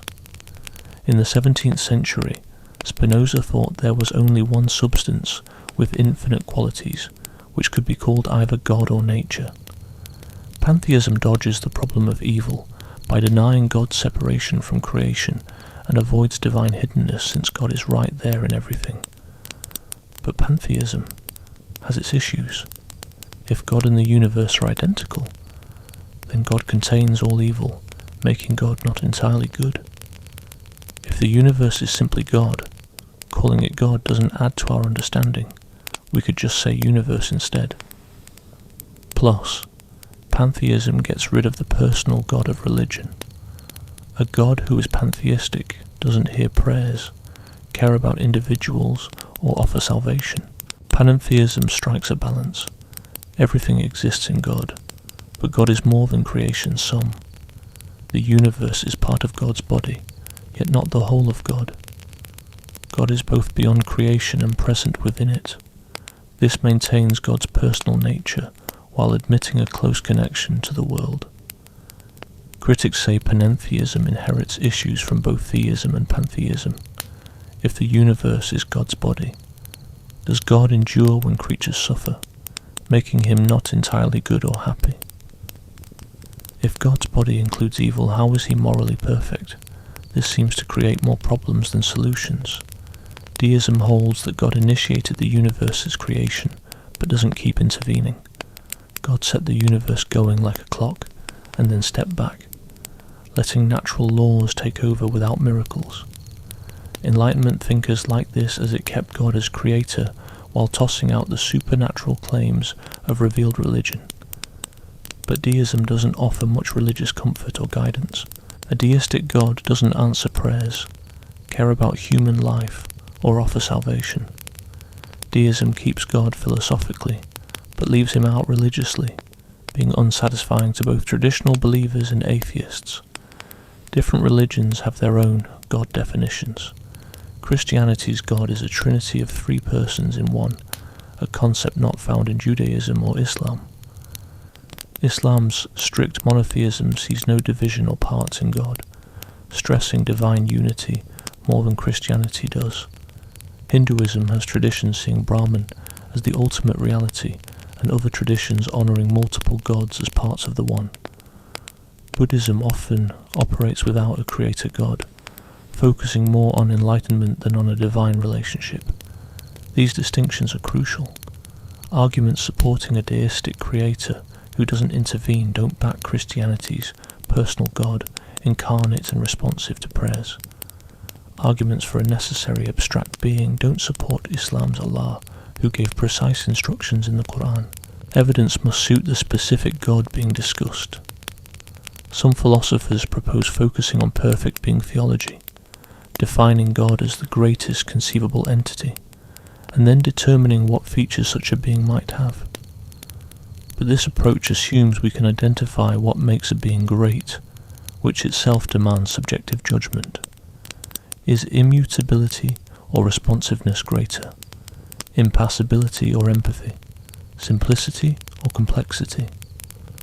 Different views on greatness lead to varied God concepts. The definition question impacts atheism too. Atheists might agree that something is the ultimate foundation of being, but deny that this something is personal, aware, or good. They might agree that evolution displays apparent design, but reject that it implies an intelligent creator. Different God ideas face different challenges. The problem of evil confronts all good personal gods, not impersonal cosmic forces or limited gods. Moreover, everyday believers often imagine God differently than academic theologians. A lot of people imagine God as a mighty figure hanging out in heaven, looking after us humans and stepping in with miracles every now and then. This version of God, which is quite human-like, seems to have its share of philosophical issues, but it's pretty much what most believers think of. So, should philosophical discussions focus on this common view of God or dive into the more polished ideas found in classical theism? The whole analytic versus continental philosophy debate plays into how we think about God too. Analytic philosophers like to nail down clear definitions and attributes using logical analysis. Meanwhile, folks in continental philosophy, along with mystical theologians, suggest that God is beyond words, believing that human ideas fall short of capturing the divine essence. Trying to define God might actually confuse things more than it helps. So what's the takeaway? Even among believers, there's no one settled idea of God, and each version comes with its own set of philosophical challenges. When arguing about God's existence, it's crucial to clarify which interpretation of God you're trying to prove. The success or failure of these arguments often hinges on the assumed concept of God.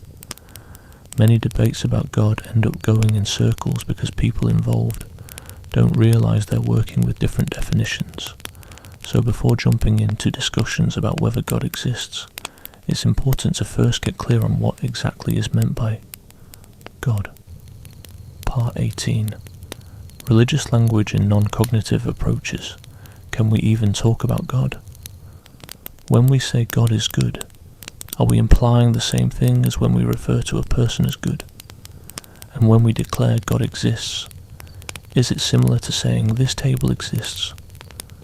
The way we talk about God introduces some tricky philosophical issues.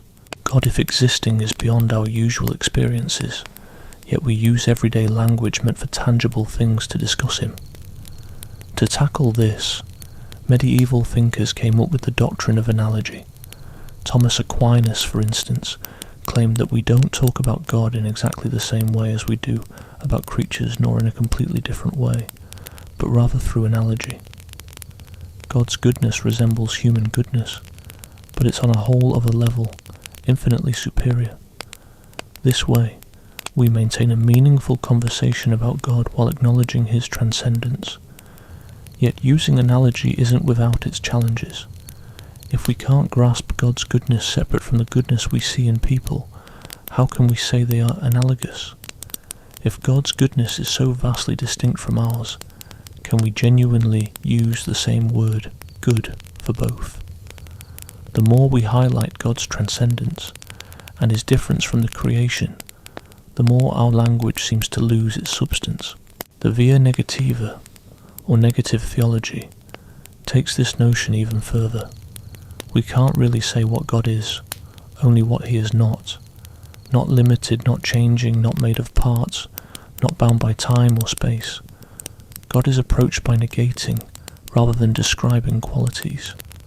This way, we avoid wrongly attributing human traits to God, but are left with barely any positive insight. A 5th century mystical theologian, Pseudo-Dionysius, suggested that the ultimate understanding of God is through not knowing, as God is beyond all concepts and language. The highest form of theology is silence in contemplation of the unspeakable mystery. Discussing God inevitably distorts, so the wise remain quiet. But if we can't meaningful discussing God, then engaging in religion seems impossible. Prayer involves believing God listens and responds.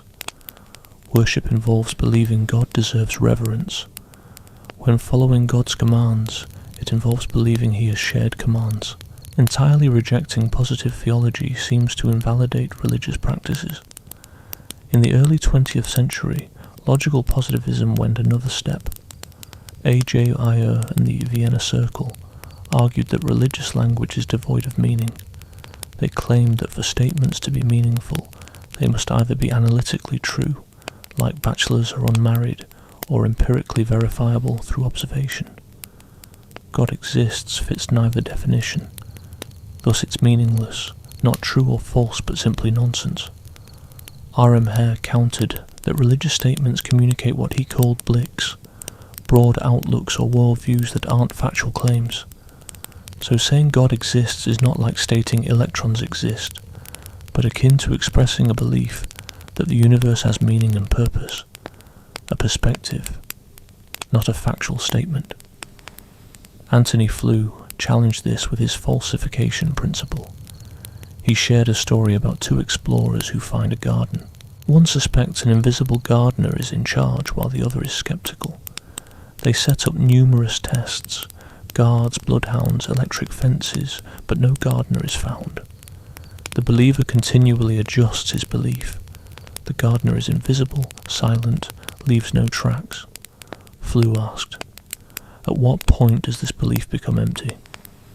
If absolutely nothing can disprove the gardener's existence, then claiming there is a gardener says nothing."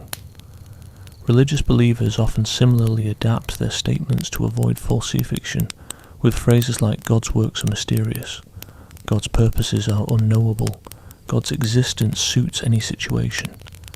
Hence these statements become unfalsifiable and meaningless. Basil Mitchell stood up to this, suggesting that religious folks do let their beliefs be tested by evidence, but they don't give up at the first obstacle. Faith is about commitment, sticking through doubts and challenges, trusting that issues will find solutions. This isn't irrational, but a sensible commitment amid complexity. However, critics still argue that if nothing could prove belief in God wrong, then such belief doesn't really refer to reality. If God can coexist with a world filled with evil, hidden presence, conflicting revelations, and flawed design, what does saying God exists really mean? It seems like all these theological caveats might actually strip the belief of its substance. John Wisdom tackled this differently with his tale of the unseen gardener, which actually came before Flew's take. He believed religious debates aren't about facts you can prove, but about interpreting those facts. Both believers and skeptics see the same world but understand it differently, focusing on different elements and meanings. Religious talk, then, is more about these various interpretations rather than stating plain facts. Ludwig Wittgenstein's later work had a big impact on how we view religious language. He said words get their meaning from how they're used in types of life, shared practices and situations. So religious language makes sense within religious actions like prayer and community life. Trying to turn religious phrases into scientific ones misses the point. D.C. Phillips took Wittgenstein's ideas and applied them to religion, suggesting that saying God exists isn't like saying quarks exist, but is more about expressing a commitment to religious life. God's existence is part of religious practice, not an external truth to be proven. This shields religion from scientific attacks, but it also means religious claims aren't seen as factual. Critics argue this takes away from the true belief. Believers feel God really exists beyond human practices, not just as a fictional tale or tradition. When folks pray, they believe someone hears them. When they worship, they think they're addressing a real, worthy being. The non-cognitive view doesn't align with what believers think their faith is about. Plus, if religious statements aren't factual, then religious disagreements don't make sense. Christians and Muslims have real disputes over facts, like whether Jesus was God on earth, or if Muhammad received revelations, or if the Bible or Quran is God's word. Non-cognitivism can't handle these factual debates. Some philosophers look at religious language through speech-act theory. Statements about religion don't just describe the world, they perform actions, like making promises or expressing feelings. Saying I believe in God isn't just about a feeling, it's a promise or a commitment, similar to how I promise creates a duty. Still, this doesn't quite explain the truth behind religious statements.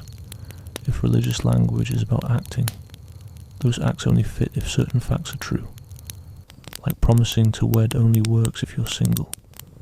Similarly, committing to God makes sense if God is real. So we're back to needing factual truth. How we understand Scripture is tied to this question too. Literalists think biblical words mean exactly what's written: the world's 6-day creation, a worldwide flood, a virgin birth, and a physical resurrection. Non-literalists see these tales as teaching theological insights through myths and symbols, rather than recording actual history. This hinges on what kind of language Scripture uses. It's crucial, because if religious language is symbolic, it can't clash with science since they tackle different issues. But that could render religious claims untestable and maybe meaningless.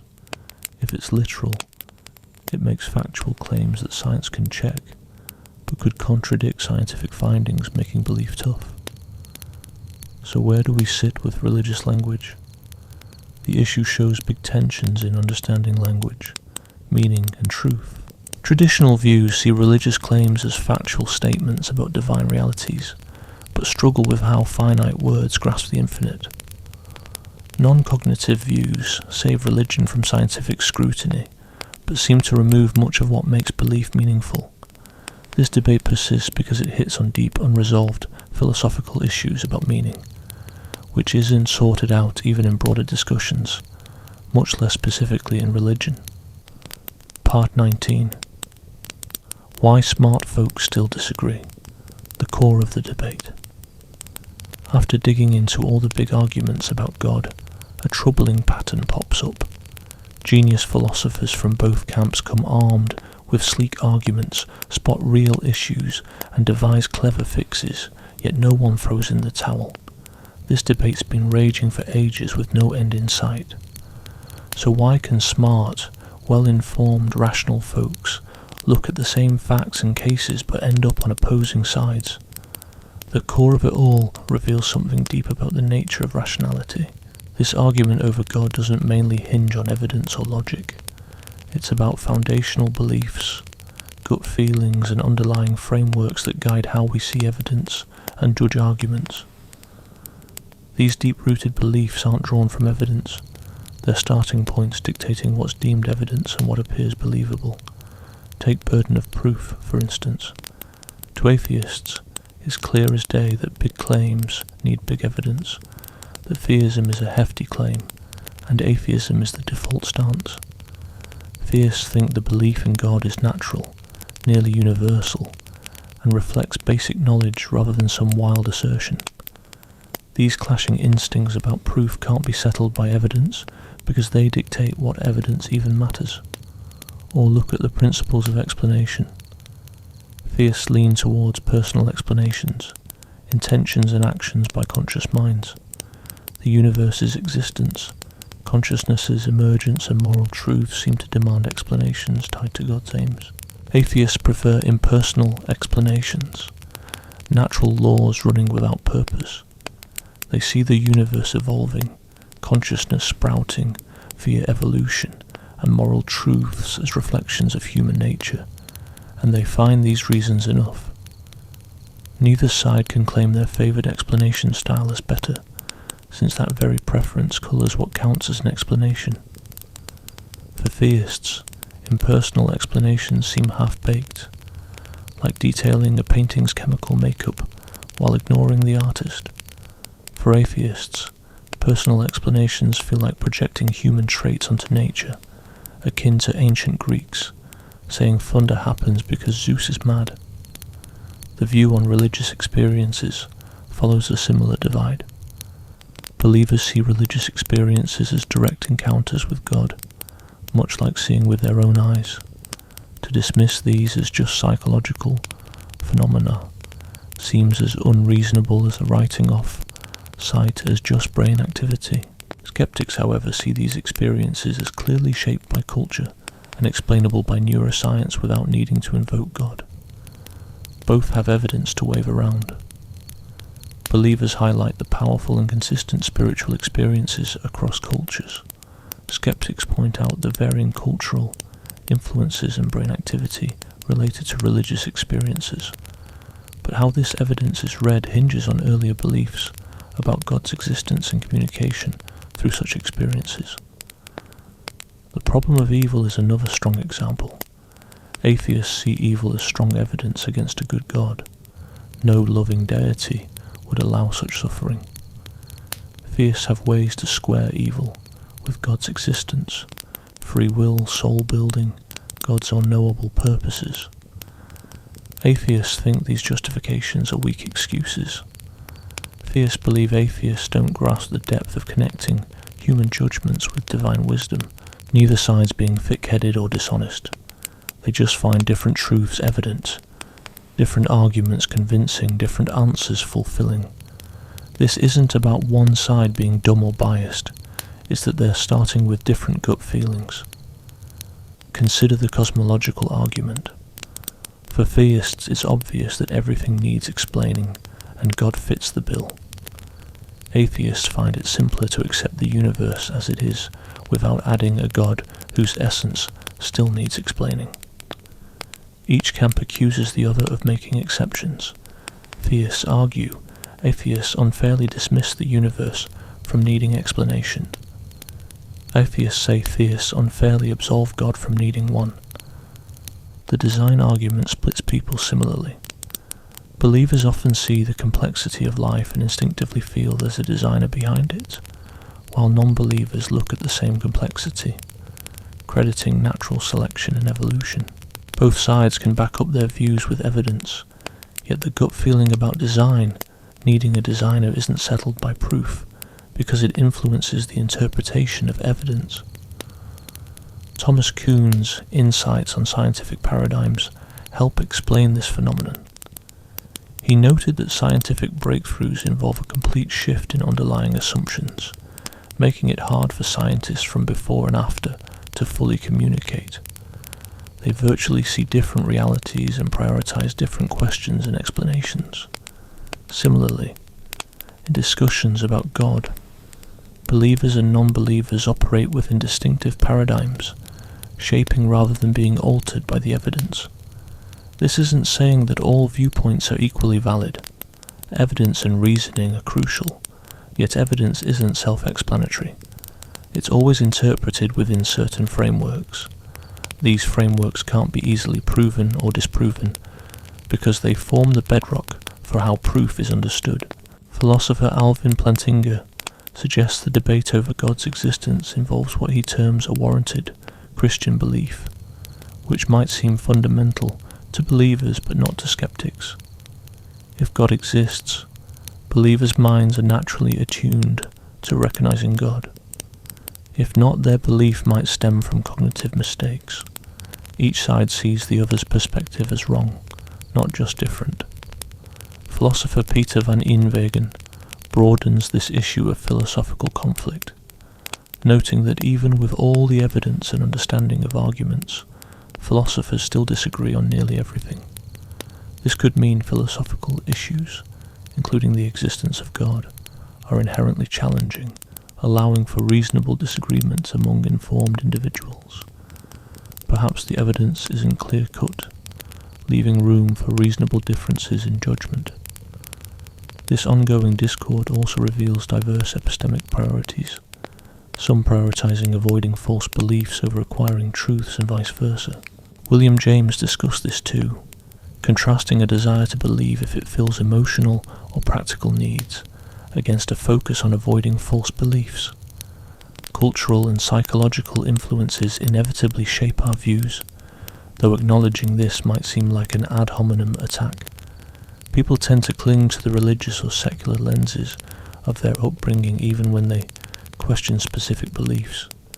It's not that one side is unreasonable, but rather that our backgrounds mould initial perceptions of plausibility. On top of this, beliefs about God can significantly impact personal meaning, comfort, and community, which affects how evidence is weighed. Different comfort levels with uncertainty also play a part. Some crave certainty, whether in belief or disbelief, while others are content with ambiguity, and their responses to the same arguments vary accordingly.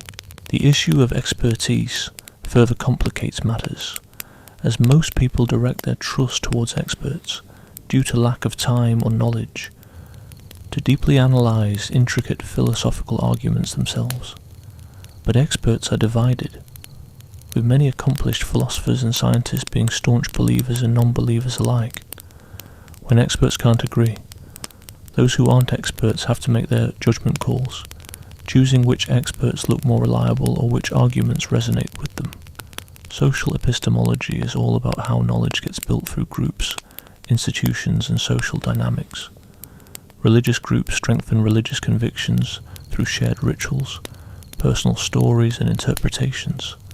In contrast, academic communities often push for naturalistic views via scientific methods and social pressure. Neither side is automatically biased, but both create atmospheres where certain ideas feel more credible because they are widely accepted within the group. So why do bright individuals still find themselves divided over the existence of God after millennia? It's because the question delves into core issues where evidence doesn't fully determine outcomes, where preconceived notions influence interpretations, where differing values lead to varied judgments, and where cultural and psychological influences sway what seems believable. This disagreement isn't due to irrationality, but reflects the genuine complexity and ambiguity of the subject. This doesn't imply there's no truth, or that every viewpoint is equally valid. It suggests that the issue of God's existence is more challenging than we'd like, that evidence and reasoning haven't yet led to a consensus, and that well-meaning, knowledgeable and smart individuals can justifiably come to different conclusions based on foundational beliefs that are difficult to prove conclusively. Part 20. Living with the question. We've explored all the main arguments about whether God exists and found an interesting pattern.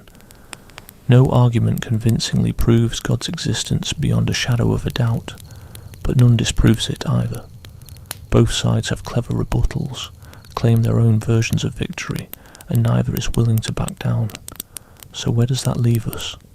First, we need to practice humility. The question of God is genuinely tough, and we should be humble about our conclusions. If brilliant minds have debated this for ages without reaching agreement, and if every argument has serious challenges that defy easy answers, declaring absolute certainty seems a bit arrogant. Whether you're a believer, skeptic, or undecided, admitting that smart, reasonable people can disagree should help curb any stubbornness. This doesn't mean every position is equally valid or that truth isn't out there. Evidence and reasoning do limit what we can reasonably believe, even if they don't lead to a single answer. For instance, denying evolution to support young Earth creationism is countered by overwhelming evidence, so holding that view requires ignoring facts or being unreasonable. Likewise, dismissing all non-scientific knowledge as a crude version of scientism faces objections that make it hard for informed folks to accept. But within the realm of sophisticated theism, atheism, and genuine agnosticism, the discussion is still alive. Each perspective has challenges, but none is conclusively disproven. Classical theism has to deal with the problem of evil, hiddenness, and diverse religions. Atheism faces the puzzle of fine-tuning consciousness and morality without invoking God. Agnosticism asks whether not making a choice is truly neutral or just passive atheism in practice. Next, we need to recognize that different types of questions are involved. Some are purely intellectual. Does God exist as an objective fact, no matter what people believe? Others are existential. Should I live as if God is real, shape my life around religious beliefs, find meaning in religious community and practice? These are connected but not the same. Someone might think God probably doesn't exist but still find meaning in a religious way of living. Another might believe God likely exists, yet view religious institutions as harmful and prefer secular values. Intellectual belief and practical commitment can diverge. This doesn't necessarily show inconsistency, but acknowledges that life demands choices beyond what we can prove. William James highlighted this. Religious questions are real, unavoidable, and important, meaning we have to choose how to live even without certainty. Not choosing is itself a choice, with real consequences. If God exists and seeks a relationship, staying neutral due to lack of evidence might be a mistake. But if God doesn't exist, living by a false belief can have its own costs. We can't avoid risk by staying undecided because our lives reflect our decisions. Finally, this debate unveils deep insights about knowledge and reasoning. We often think enough intelligence and evidence will settle any factual question, and that disagreement just shows ignorance or bias that learning will fix. But the God debate shows some questions resist resolution even with all the intellect and evidence, as they hinge on basic assumptions that guide how we see evidence, rather than just being defined by evidence. This should make us cautious about other debates where both sides declare their view obvious and the other side irrational. Questions in political philosophy, ethics, free will, consciousness, and many philosophical areas show similar patterns. Strong arguments on multiple sides, ongoing disagreement among informed thinkers, background assumptions lead to different conclusions. Recognizing this pattern should boost overall intellectual humility. Moreover, we should value what the arguments achieve even if they don't prove their points. The cosmological argument, while it may not conclusively prove God exists, does highlight a significant puzzle about existence that deserves attention. Why is there something instead of nothing at all? This question lingers, no matter if God is in the picture or not.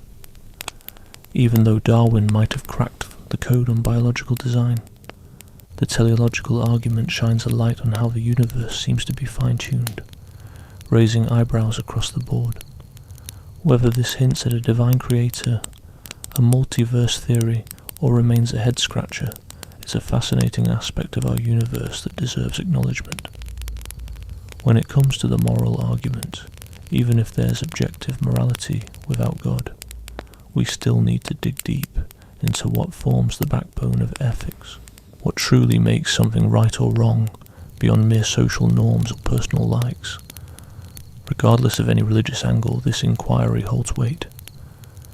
The issue of evil, while maybe not disproving God's presence, challenges believers to seriously engage with the concept of suffering rather than brush it off lightly. Any theology worth its salt has to grapple with the vast suffering around us, and offering easy answers only dismisses the pain of those who suffer. This argument demands thoughtful consideration. The whole debate also reminds us of philosophy's importance. We're not just playing around with ideas. These are real questions impacting how people live, lead, teach, and find meaning worldwide. God's existence or lack thereof touches all aspects of life, from ethics and politics to science and education. Carefully thinking about these issues with sound reasoning and evidence is crucial, even if uncertainty remains. Philosophy also nurtures intellectual strengths, clarity, rigorous thinking, open-mindedness, and seeing different viewpoints. whether or not we find answers about God. Diving into these questions hones our thinking skills overall. We should also avoid labelling others as ignorant or dishonest when they differ in opinion. When you find an argument convincing and others don't, it's tempting to think they're missing the obvious. But after so many years of debate and disagreements among sharp minds, the issue likely lies in its complexity and ambiguity rather than in stupidity. Believers should understand that atheism might stem from genuine philosophical concerns rather than rebellion or sin. Atheists need to see that faith might be a result of true divine encounters and reasoned conclusions. Agnostics should recognize that people who have strong beliefs might have valid reasons, not just arrogance. The ongoing nature of this debate should impact how we organize religious and secular societies. If the God question is truly complex, then enforcing strict theistic or atheistic teachings isn't justified. Religious freedom is crucial not only as a middle ground solution, but because these matters defy easy answers, and pushing for uniformity is both intellectually and practically oppressive. The same logic applies to education. Teaching kids that God's existence is a given or a myth is misleading.